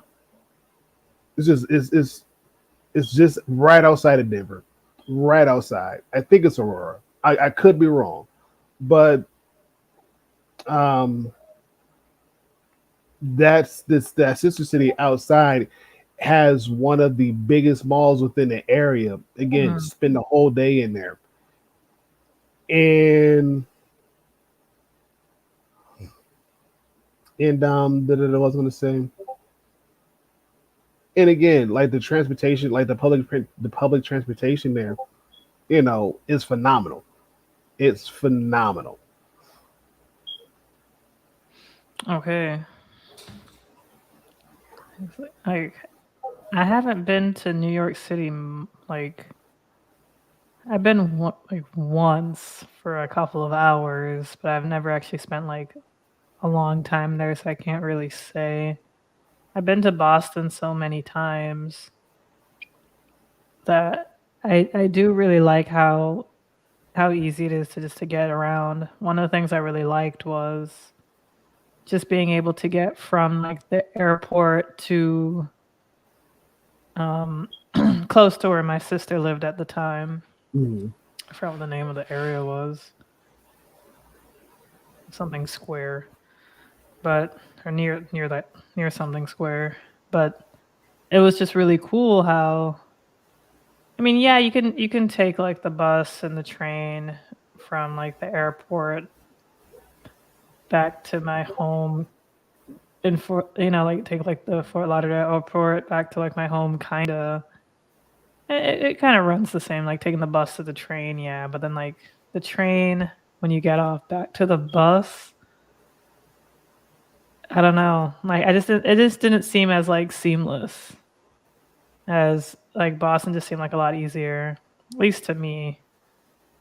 And also just getting around Boston because you could just kind of like walk everywhere. It just seems like I just like it a lot, just being able to walk. But yeah, I'd have to spend more time in New York City though, because I guess just like how New York City was like built, it was just built like way back in the day, so like not so much for like cars. It's how like the grid system was. Mhm. Um, when I was in Philly for a few hours, it was I really liked Philly because I don't know if we took the train in Philly though. I cannot remember, but I do like how there was like a train and just being able to like kind of get to places just seemed kind of relatively easy, at least to me. But once again, it was like downtown Philly. Mhm. But I think I did. I think because I went with my sister because she has like a friend in Philly, and like I think we went into her car. I can't remember, but I liked Philly a lot though. But yeah, no, I wish I knew what the best planned city in the U.S. was. It's definitely some kind of downtown. Oh yeah. The New York City has an older metro and a grid, but there are so many issues that curve it. Question to all: what's everyone's fave city to get around in? I guess so. Hmm. I guess I'd say Philly again, but I do like Boston too. Let's see. Mm. For this one, I'm going to say Grand Rapids. I'm going to say Grand Rapids due to the fact that a lot of the major destinations you can get to by bus. A lot of places you can get to by the bus, and even then, a lot of things are within walking distance from the nearest bus stop. So, for an example, if you wanted to go to the mall in Grand Rapids, there's like 4 to 5 different buses you can get that you can take to get to the mall. With 3 of them, it's a direct link from the downtown busing terminal to the mall. You can stay on the same bus, stay on the same route. It'll lead you right to the mall. And and even then, with like I was saying before, with the majority of the busier routes are having an electric bus that comes right behind the main bus every 15 to 20 minutes or every 10 to 15 minutes. It helps with the wait time. And so with that being said, not only do you have the electric the electric bus, but at the same time, you also have a lot more. You have a different another bus that's kind of longer. That's also an electric, so it can hold a little, so it can hold more people. And yeah, like no, for real. Like when I was in high school, a lot of the things what we did was once school let out, if we didn't have to do anything, everybody got on the bus. We went to the mall and we hung out at the mall for literally hours. Mhm. Hours. Security guard couldn't say anything because we were just there chilling. And a lot of times, we'll go and buy something just to, keep security off of us. But even still, even if we didn't buy anything, just the simple fact of the matter of we went there just to kind of hang out and just chill, like sure, we could do that, you know. And another good destination too is the Craig's Cruisers. It's a family fun center out in Grand Rapids. You can take the number one from downtown, and the closest bus stop that you can get to is at the Meyer. That's literally walk like a 5-10 minute walk to Craig's Cruisers. That's it. You can spend the whole day at Craig's Cruisers, catch the number one, get back downtown, and there goes your day. So again, as far as favorite city to get around in, Grand Rapids. I would say Grand Rapids. Okay. Hey, welcome back. It's, Why you look shocked? does that look shocked? I don't know. It does look like a weird. No, I don't know. There's. I wasn't supposed to look shocked. Oh, you had this look like, wait a minute, what's going on? But you're good. You're good.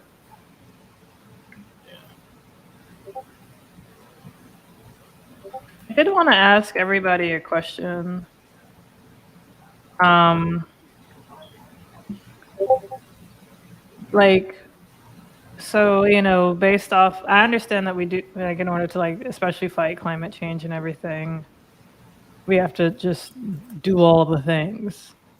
However, what do you think should be like like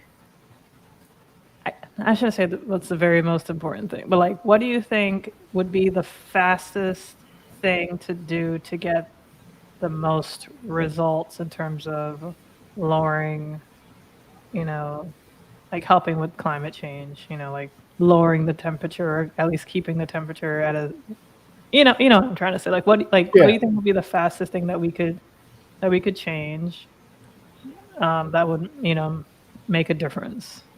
Like if yeah. I would say tap in more to the renewable energy sources due to the fact they're there. No matter what happens, you're gonna get something. You're gonna have that energy resource. And to kind of put a case in point, the state of Colorado, especially if you look at Colorado Springs, they have on average 200 and it was like 260 days where it's straight sunshine, straight sunshine. 260 days out of 365, 364, 365 to count the leap year, but 364 days. So 260 out of 364 days is straight sunshine. You can't get nothing better than that, you know. And so with you having a lot of sunshine in yeah, Detroit. I agree with you with that one. I'll answer that too as well. With 260 days full of sunshine, you can set up solar panels that's going to capture all of that sunshine and convert it into energy. Is so I would say utilizing more solar panels as far as renewable energy sources. That would be one way, and even then, you can use that to help branch off to different areas where if we can cut the use of electric and go more so solar, then let's tap into that. It's not necessarily windy in Colorado Springs because it's like in a valley, but I think solar would be a huge plus, a huge plus as far as eliminating the possible carbon footprint and hopefully lower the usage of greenhouse gases and basically go from there. Interesting. Okay. So I like that idea. Like, if it was just like the quickest thing. Yeah. No, definitely like just getting a bunch of solar panels Yeah. and just utilizing solar. What about you, Toby? What do you think? The best way, the best solution on Like the fastest. Like if you had to like what would be like the fastest thing with like the quickest kind of results? yeah, like you have to pour like an F ton is the scientific term of money. Um, you have to like pour an absurd amount of money into like building up these renewables. Solar definitely is one of the biggest things. I would agree to. Like a lot of houses, like in some parts of the country, like California, there's other places, there's countries where solar panels are just like the norm. And people have been able to, make enough where they basically are selling their energy, and that's a great place to get to. Um, there's companies like Arcadia, which I actually used for my utility for some years, where it's an energy supplier. I didn't even know you could have an energy supplier until sometime in grad school, they approached me at Walmart talking about, hey, would you like to switch to us as your energy supplier? And I thought like this has to be some kind of scam or some kind of like there's a catch. And they gave like a free $20 I'm like Walmart gift card, and I was like, there's no way. But it turns out, yeah, it's real. You can get different energy suppliers, and basically you can get like they specialize in like having some renewable energy, so you can actually like choose to like I think you can pay a little bit more money and they get 100% of their energy from renewable sources, or by default they match it, or they basically match whatever you're getting from non-renewables with renewables. But you can also pay for solar farms. I didn't do that, but you could like pay a certain amount, and I guess eventually you get a dividend from it. So I think like I've heard about pricing carbon and then like giving a dividend on those gains to people, carbon fee and dividend. That was a really popular thing. I have no idea what the Biden administration has attempted to do with that, but even like some of the most moderate Democrats were urging that in the 2020 primaries.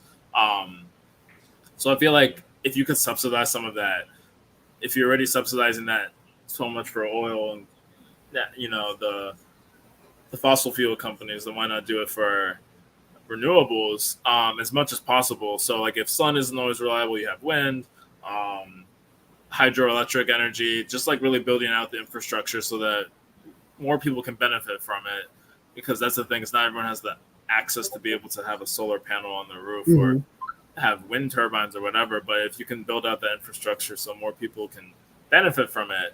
What I did want to say about electric cars, unfortunately I had to be MIA for a while, but electric cars, the federal reimbursements for that suck. I actually looked up how that worked a few months ago when I was car shopping, and that $7,500 tax credit, it only takes away your liability,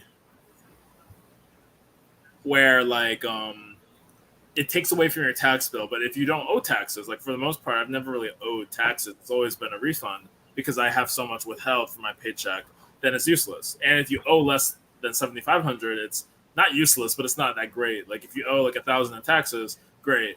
It takes away your $1,000 tax bill, but you don't get the extra $6,500. So it only works, and of course, it only works when you file taxes the next year, and it only works on new cars. And there's a quota of cars where, like, for instance, I think Tesla's that basically is gone because too many have been sold. So it's like every company has a certain quota of how many cars they basically get the tax credit for, and then it kind of levels off where the next bucket. So if, like, let's say the first 100 cars, you get the whole credit. Then the next 100 cars, you get half the credit, or like 7,500, then 5,000, then 2,500, and then once you hit the quota, the cars after that don't have any of that tax credit. So if you get a car used, the dealership already basically got the tax credit when they bought the cars, which is kind of crazy because then it's like, oh, great, you can't even buy a car from a dealership because the dealership already bought the car from the manufacturer, which is really stupid. So you would have to like really make a much better code where you can actually truly subsidize people who want to get these cars, not whatever nonsense EV tax credit that they have right now, where a lot of the cars in production are not valid. Like if a new Tesla is made, that Tesla is past the quota, so you can't get the tax credit. And like I've already said, the credit is pretty useless. So you would have to have like a truly like government subsidized way of pushing people to get to electric cars, making it more affordable for the regular layman, or even middle class, like people who are a bit more like wealthy but who can't really just afford an electric car. So I would say making those things more accessible would be a huge thing, because making those things more accessible and having as much energy produced within the country as possible, so you don't have to rely on foreign. As you can see, what's going on with oil, it's just not sustainable. So you need to be able, without having to like go all in on making new refineries and all this other stuff, you have to be able to show that it's cost effective to be able to invest in renewable energy, because that confidence isn't 100% there right now, and it's not sustainable for people to go out and buy electric cars, even hybrids. Like it's not that easy for most people who are struggling to go and buy that, but that's kind of necessary. So that's kind of like my summary of like why I would like to believe in electric cars, but it's a little bit tough right now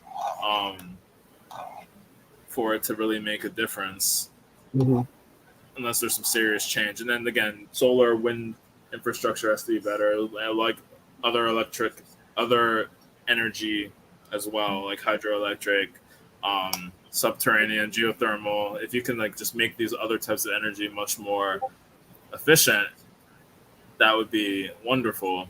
Biodiesel, even like there's people who try to use biogrease to turn that into fuel. If those types of things become feasible, then awesome. I would say the last thing on that is trying to get more companies to like go fully sustainable, like composting. That's a big one.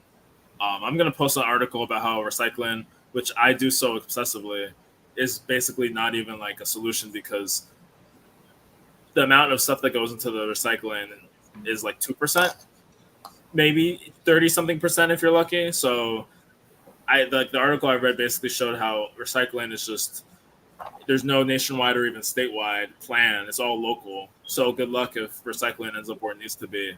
So I think investing in more compostability, which was actually one of Yang's policies, kind of a little more obscure, but was trying to like make packaging across the country more normalized for to be composted packaging. So I think if there's more focus on like the local level and like being able to have more things composting, less waste, that would be a big thing that would also go towards like, our big problem of trash everywhere, and like just reusing that kind of stuff to go back into like planting and gardening. And that, of course, having more like greenery also helps suck out the carbon. I saw this one plant. It's actually apparently an invasive species that can kill wildlife, like algae kind of. But there's this plant that actually sucks up a lot of carbon, and it's like this magic type of plant. But I saw it like a few weeks ago, but it turns out it's invasive. It can kill like other plants. It can kill like fish. But if there's non-invasive plants that you can invest in that will help suck out carbon and will help, it also helps the soil. It sucks out soil from carbon from the soil too. So there's like a lot of local solutions that can be done, but there's a lot more investment that needs to be done federally to be able to make some of these solutions more feasible. I try not to think about it too much, but we in trouble, and we need to like invest a lot of money and resources to get out of trouble. Yeah. Mhm. It just sucks how, like, you know, I say like the dollar cash is king. Like, I remember I was watching the what's it called, The Social Dilemma, and like this one guy said, a whale is worth more dead than alive. A tree is worth more like dead than alive. You know, like knocked down than alive, and until they start putting value into not destroying ourselves and our planet and everything, Mhm. we're just going to continue doing so. Like, unfortunately, like it's worth more to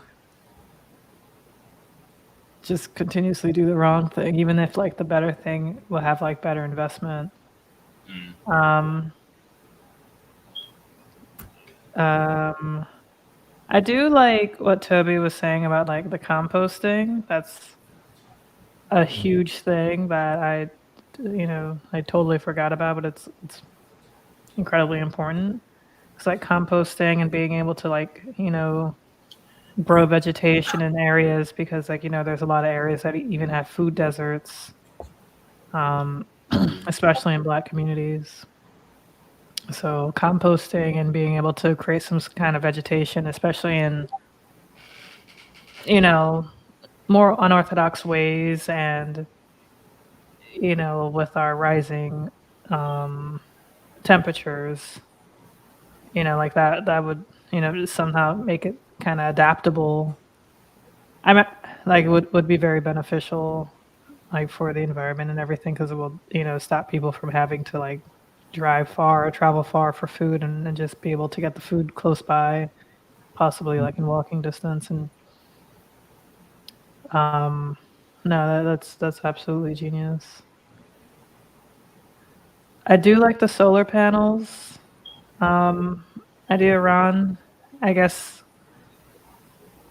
I guess it's just all like my biggest issue when it comes to like the solar panels.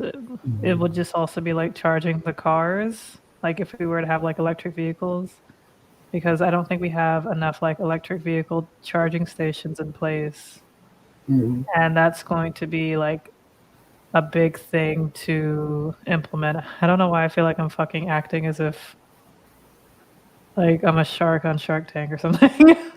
But um, I guess I'm just thinking in terms of like implementation, because like my idea isn't even, it would probably be like most expensive, but and I mentioned this earlier in the stream, to just be able just to like expand like biking lanes and like walking lanes, like walkability, and like to lessen the need for lessen like like car lanes and stuff, because sometimes when, and it's not necessarily going to stop people from driving, that's not really my goal. It's more so just to have people drive, not have the need to drive as much. Mhm. it, I don't think it would be like, I feel like it could be done pretty quick, because I feel like people, like, we tend to build things very quickly.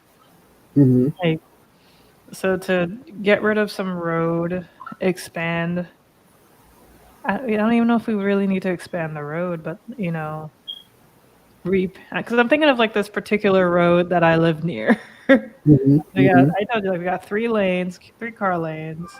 Then on the outer edge, there's bike lanes now that just go in one direction. So if the cars are going north and the bike lane is going north, the cars are going south, the bike lane is going south. And then we have like a median that's kind of thin.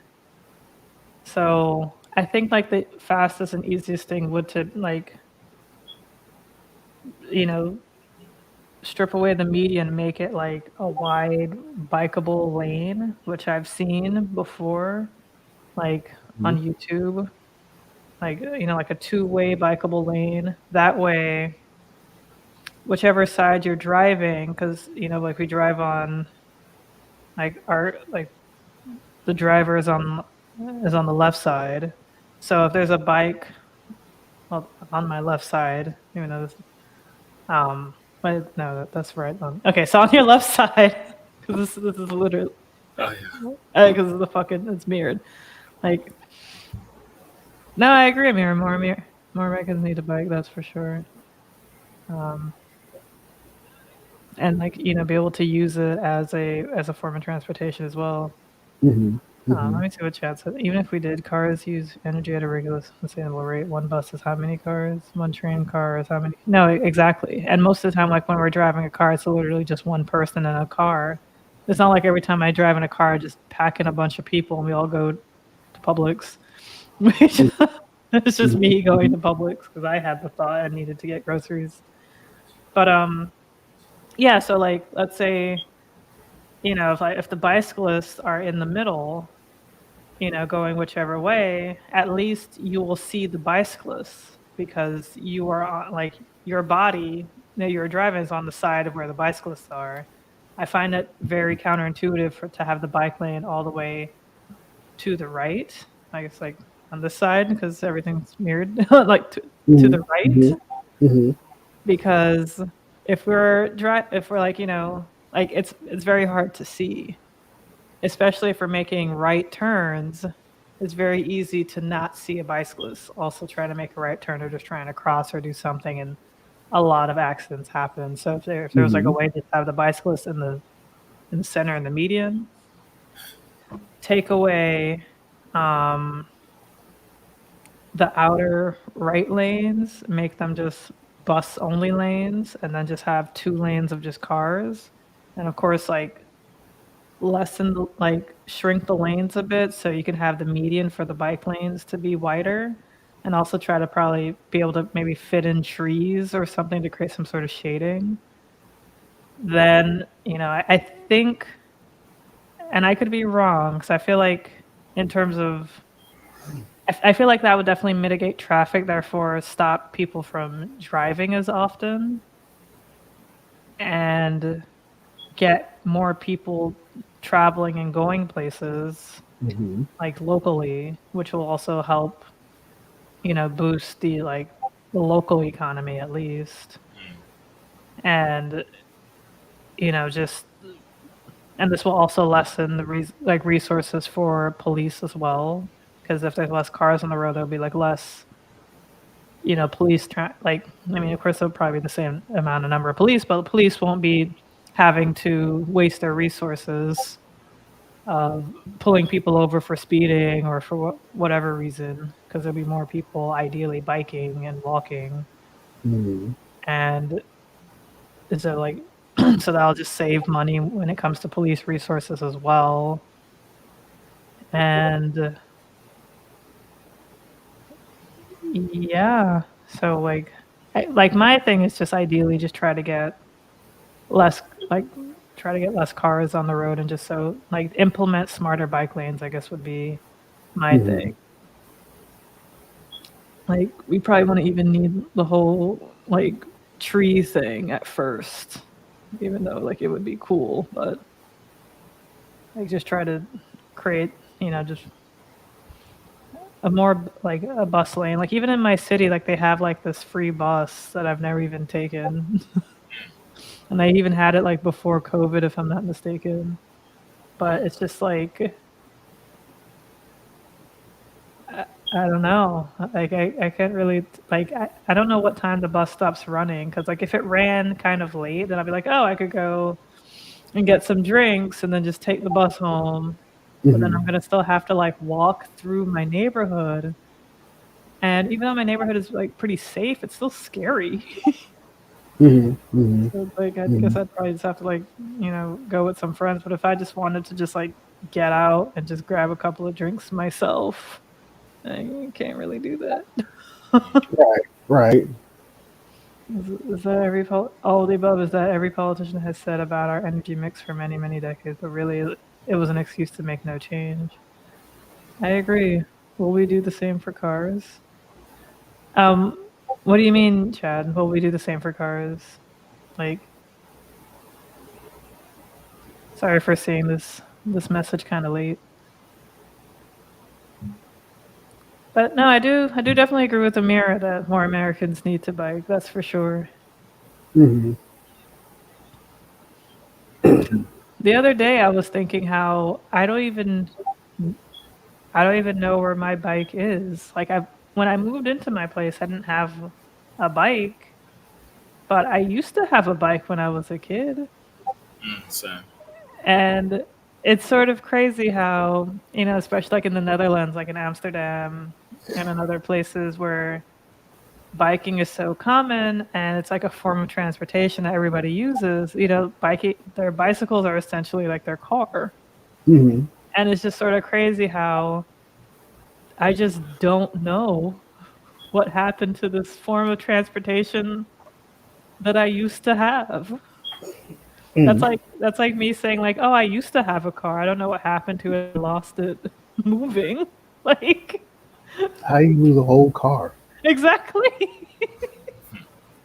But I don't know where the fuck happened with my bike. I don't know. I can't remember. It's so Mhm. weird. Of course, like Mhm. I probably like way outgrew that bike, but it wasn't like a tiny bike. I think it was an adult sized bike at the time. I don't know, but I just lost a whole bike. I Wow, don't know where it is. that's nuts. Um,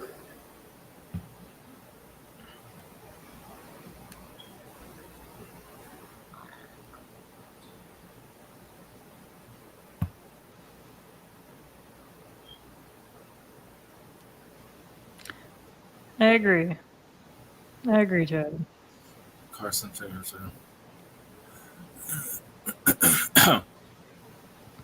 Mm.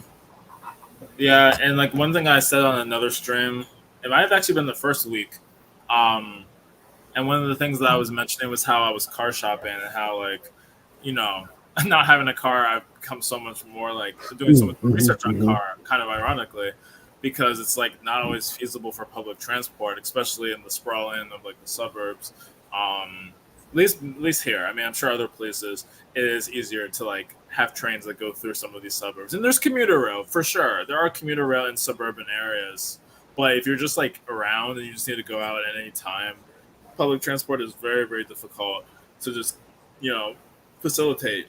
And then biking, while cool, it's depending on how much stuff you want to carry around, also becomes kind of difficult. So I think the reason why, like, okay, trucks, sure, you can make the joke about you're compensating for something, but like with at least with SUVs, there is a very real practical purpose, especially if you really are a soccer mom or whatever. Even a lot of younger people I know have like gotten like RAV4.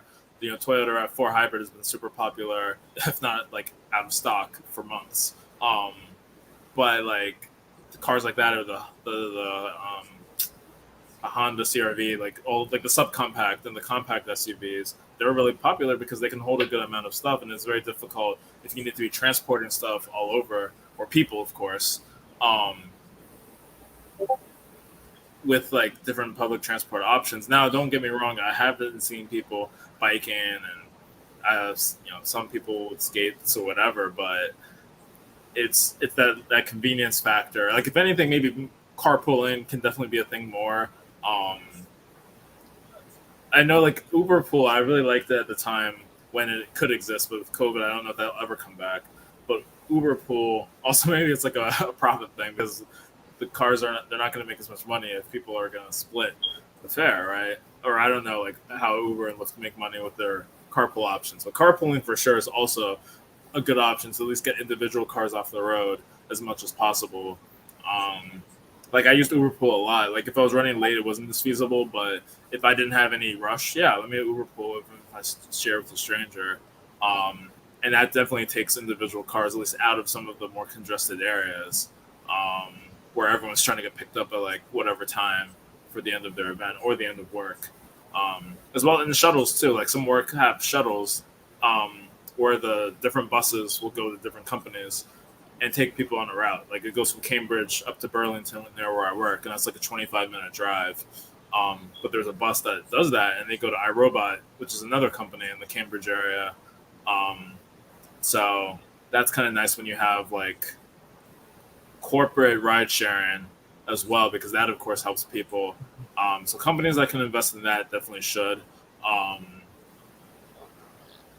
And one thing you mentioned about bikes, and I'll wrap up here on this, is like I actually was driving, I think it was on Sunday, to see my siblings because they actually came up to visit me in Boston. So they flew up on Friday. We hung out basically all of Saturday and then Sunday morning.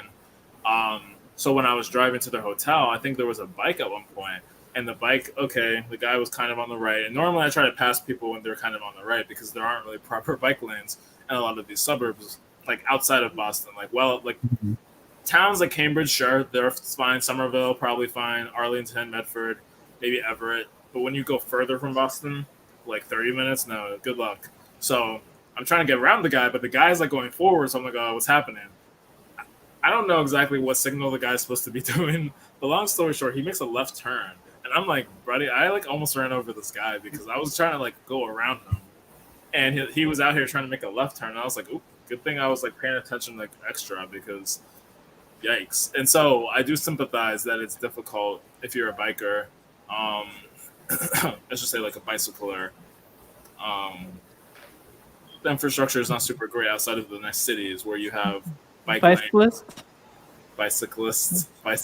Is that is a word, isn't it? Oh well. Yes, it is. Ron didn't even back me up. He was like, yo. Bicyclists. Yeah. But I don't know. They're just cyclists, too. That's even better. Cyclist. Yeah, the cyclists. Yeah. Yeah. But if I could get an EV, I would. Like, I would do it just to do it. But there's just problems. Even outside of the cost, they're not. Getting them secondhand is horrible because the battery degenerates so badly. I heard that disposing of the batteries are also not great for the environment either. Right. So yeah, it's good when they're on the road, but I think manufacturing the battery and disposing of them are both pretty big energy costs in themselves, from what I've heard. But I would still like to drive one. It's just way out of pocket. It is out of my pocket. Well, contrary to popular belief, most like electric vehicles, if you look at price range, cost about something similar, if not a little bit more cheaper than their actual counterpart. Really? And the reason why I said that is because as we were talking about cars, about pricing, I actually did a little research. I found the article as far as the cost of like the electric vehicles. So I'm gonna post that in the chat. But at the same time, like let me see. Let's say the Chevy Silverado. So the electric version of the Chevy Silverado. Base price. So if you get like base model, you're looking at $40,000, right? Okay. If you're looking at $40,000 for electric 2024 electric Silverado, right? You go get like 2024 gas version of a Silverado, you might be paying 50,000-60,000 for a base model. And again, just base model. And let me just double check like pricing, but I'm pretty sure that's what it is.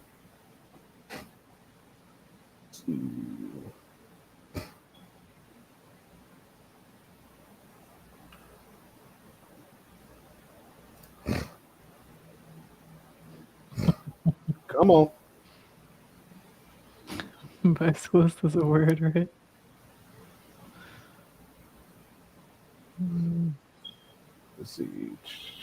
go back. Pricing.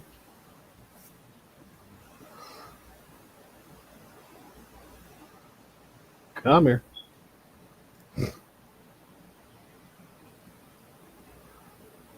Yeah, blah blah blah. Okay, so the 2022 Chevy Silverado, $70,000. And this is the gas one. That's a gas one. $70,000. Holy shit. In comparison to your electric Chevy Silverado, that's 30,000 less. 30,000 less. So and again, think about it. 30,000 less. I'm gonna post this link. Let's see. Article on. Damn. Wait. Copy. Come here. I'm gonna post that there. Bam. So you guys. So and again, just comparing them. A lot of your base model electric vehicles are going to cost are going to cost less than your gas counterpart.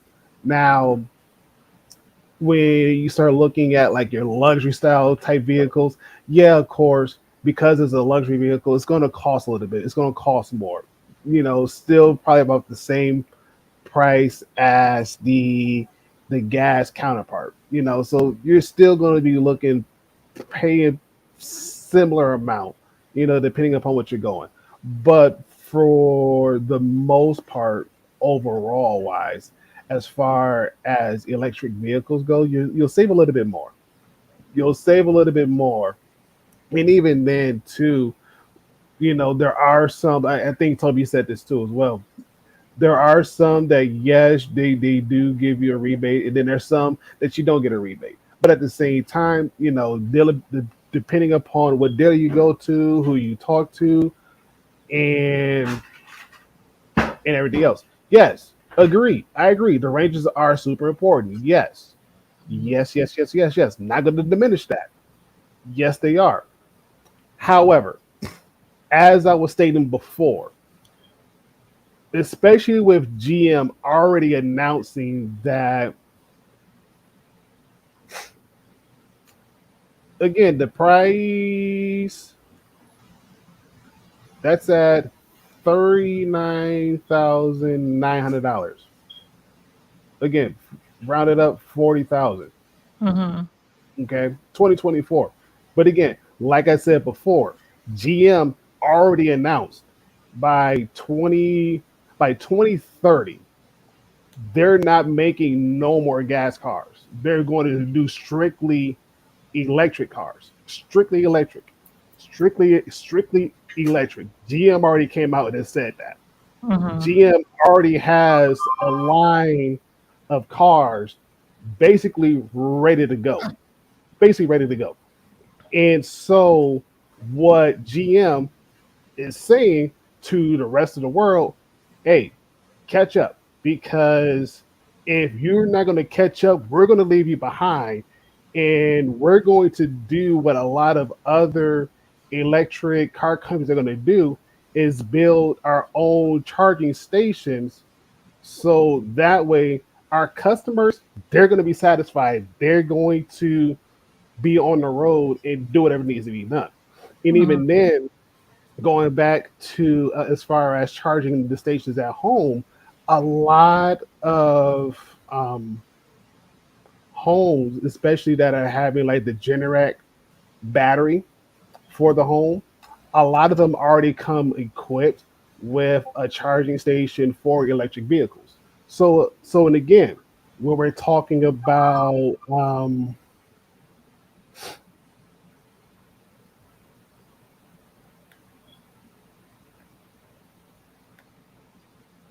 hold on, let's see the Trying to copy this article. No, this was interesting.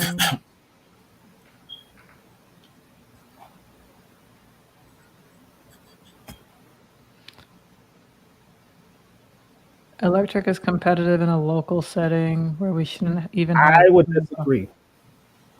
I would disagree. I would disagree. And again, GM, biggest car manufacturer in Michigan, one of the big three. If one of the big three has already stated that they are going to do away with the gas production, they're already letting you know what's going to happen. And as far as pricing wise go, they're going to make it where it's going to be a lot more affordable to get an electric versus gas. They're going to do it that way. And it's like, okay, why not? I mean, even when I was down in Florida, I seen a bunch of the electric Ford Mustangs, a bunch of them. Ford is already coming right behind GM, already coming right behind GM. So, and again, if GM, if Ford, if Daimler Chrysler, if Tesla, if BMW, Mercedes, all these big car manufacturers, if they're already planning ahead of time as far as saying this is what we're going to do, this is going to be the next step, of course, naturally, what they're going to do is they're going to put those prices at a very competitive at a very competitive price, to say, towards the gas counterparts. Like, okay, if I'm going to get a Dodge Charger SRT and it's going to cost me, let's say, $60,000, just for number's sake, $60,000, I could get a electric version of the same car for 45,000. Why not? That's a no-brainer for anybody. That's no brainer. And even then, if they go ahead and specify as far as the average battery life for that car, which meets the price, again, why not? Why not? And so there's going to be a lot more incentives. And again, am I saying that GM's not going to be producing any more cars? Oh, heavens, no. I mean, GM's still making cars as of right now, still making gas cars until right now. But at the same time, again, they've already put a time step on when they're going to stop making gas powered cars already. They've already put a time step when they're going to stop and basically moving forward as far as saying we're going to make electric vehicles only. We're going to do it. So, with that being said, it's like if one of the big three already came out, put a timestamp on when things are going to end and when things are going to begin, more than likely you're going to see a lot, not only just advertisement, marketing for electric vehicles, but you're also going to see price by price comparison as far as the electric version of a car versus the gas powered of the car, and they're going to leave the ball in your court as far as saying which one do you want to go with. Me personally, the reason why I haven't even remotely looked at buying electric vehicles because there's none that hasn't even captured my attention yet. So I'm like, I'm happy with the car that I have. Now, if Ford, if GM, if they do make an electric vehicle that actually looks appealing and it drives a whole heck of a lot better than my gas powered car, my dream car, best believe I would trade that in and get the electric. Again, it's a no-brainer. It's a no-brainer. I'll probably get a lot more bang for my buck. I'll probably get as much incentives as I can, whatever the case may be, especially if the overall price meets the quality of that car. I'm sold. I'm sold. Quality over quantity any day. Quality over quantity any day. And again, like I was saying before, with the charging stations that are coming up, especially here in Michigan alone, a lot more places are putting up charging stations because they realize that's going to be the next way forward, moving forward. A lot more places may have only had like 3, 4 charging ports. Now they've got like a whole um, parking section just dedicated to charging stations. And so again, they're already jumping on board. They're already on board. Even Walmart is even implementing charging ports at the store location in my city as of right now. They got like 4, but they're looking to expand because again, they realize what's going to happen next. Rather than being stuck behind the 8 ball, they're trying to get out. They're going to try to get in front of it as much as possible and be not want to necessarily say a pioneer, but be an example as far as what it means and what it looks like to move forward.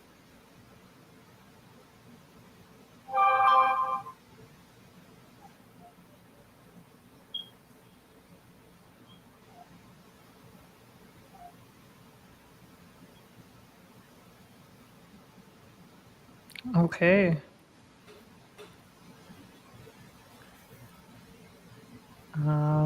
What's the electric cars cost? Yeah, I'm trying to look at this article. It took me a little bit to get it open. Mm-hmm. Oh, Mm-hmm. hold on. I think it's starting not to load. I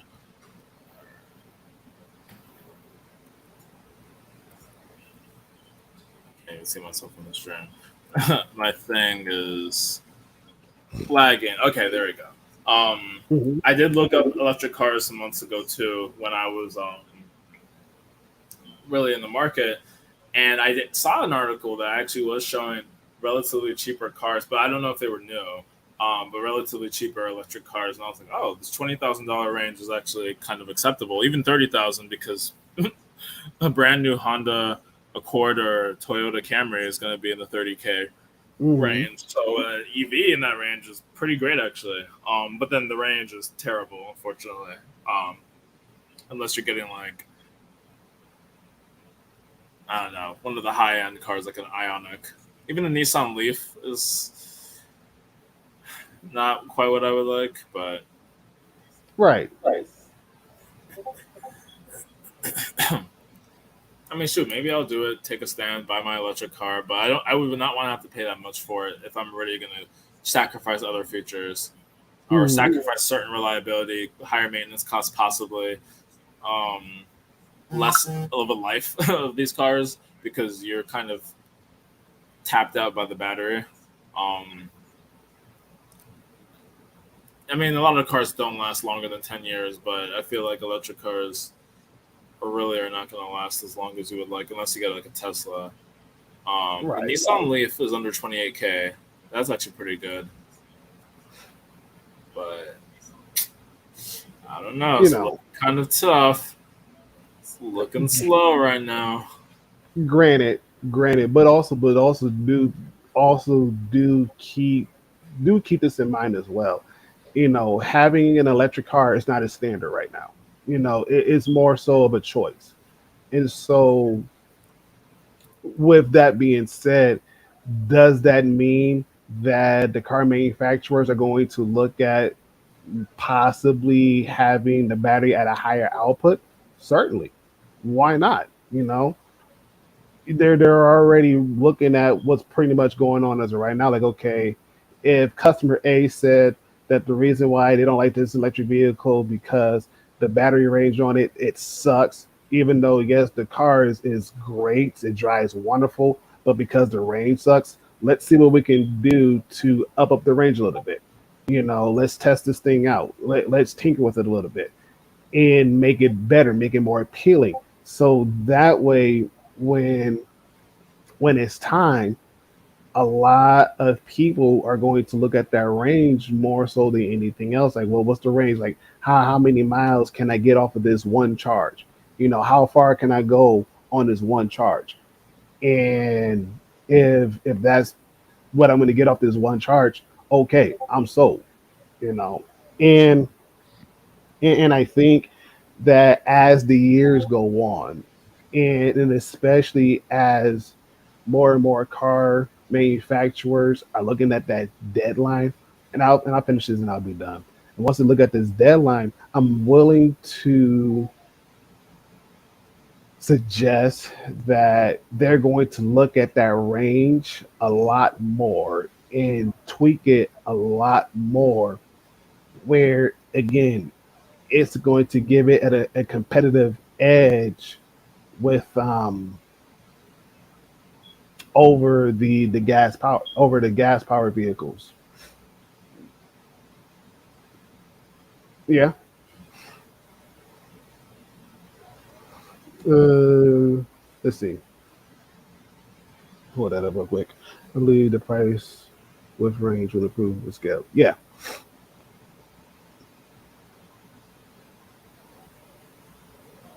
I don't know. I don't know. It'll be. It's too soon to tell.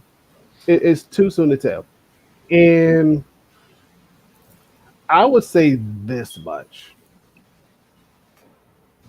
by 2030, that should give us a good estimate and or a good range where everything is at.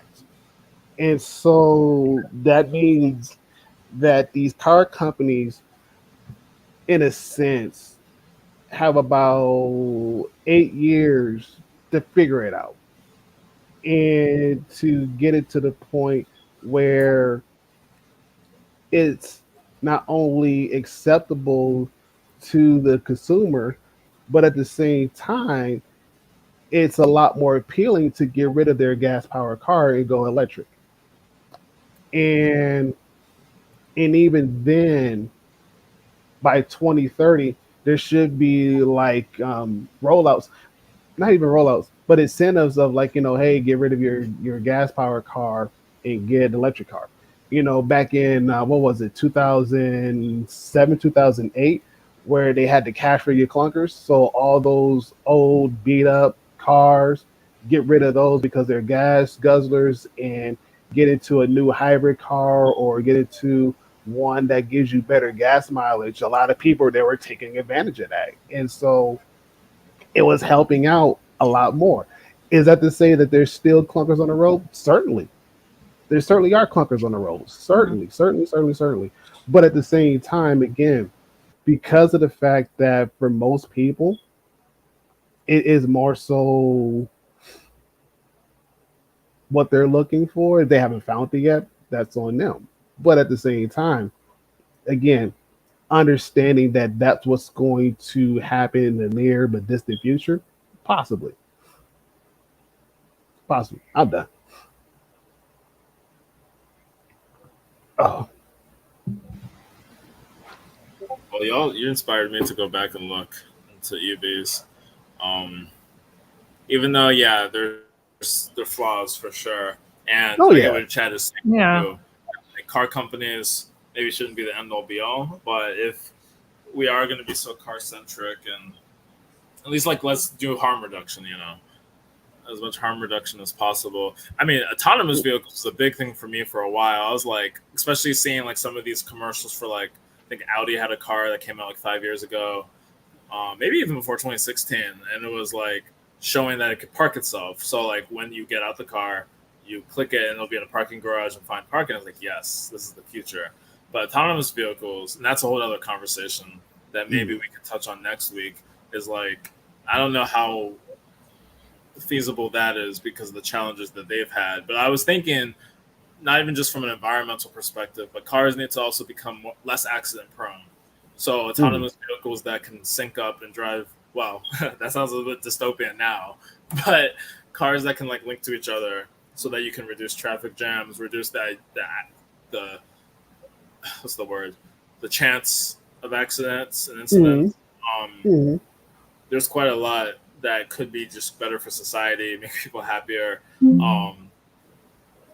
make cars also maybe more profitable too for owners, where the idea of robo taxis would be there. That would be super cool. But all of that stuff that I thought could be used to give power back to people and like help improve people's lives, I'm kind of unfortunately more pessimistic on now because the technology just doesn't seem to be rolling out as much.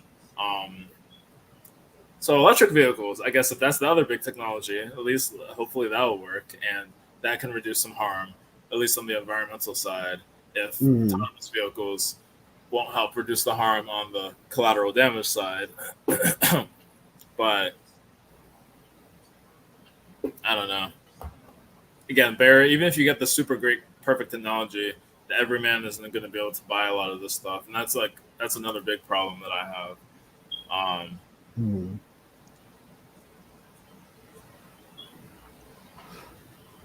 Yeah. Right. But without, further ado, we got to go. we got to go. I think this month, as far as the topics go, it does cause your noodle to burn in a good way. But at the same time, we got to go. We got to get some sleep. We got to let these rest a little bit and let it soak in. But we appreciate you guys stopping in. We appreciate you guys putting your inputs and everything else. Like, again, we said this numerous of times. We love you guys being here. Without you guys being here, there would be no us. There wouldn't be no us. I mean, sure, I could talk to Elle and Toby all day, every day, no problem. But at the same time, it'd be like, sounds like a little echo chamber. Yeah. We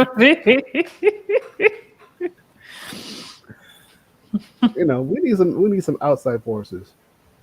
No, you are good. Again, no, do not chat.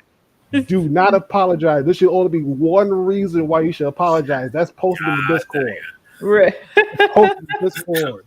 Like months ago. There's only one reason why. No. Yeah. But thank you so much for this pun, Chad. I love it. Yes. It's being chatty. It's funny. No. Welcome. Oh no, you're awesome, Chad. Everybody else in the chat, lurkers, chatters, you guys are all amazing. Chatters. Yeah. Yeah, I'm so glad that you guys were able to hang with us tonight, as always. Yes, we appreciate you too. We appreciate all of you. Yes, thank you, Liz. Yeah, especially for staying up late. I know. Thanks for joining us. Most of us on the East Coast here, so thank you for staying up late with us. Yeah. As always, we love you all, and we look forward to chatting with you guys next week. Still talking about infrastructure. It's still July. However, it's going to be a different topic regarding infrastructure, and we can't wait to share it all with you. But as always, you can chat with us in the Discord, which you guys do, which is awesome. Yes. Yeah. No, it definitely gives us like a lot of different perspectives and ideas, and like the feedback and everything from you all is just amazing. So it's world time. So as always, love you all. Good night. Love you. See you next week.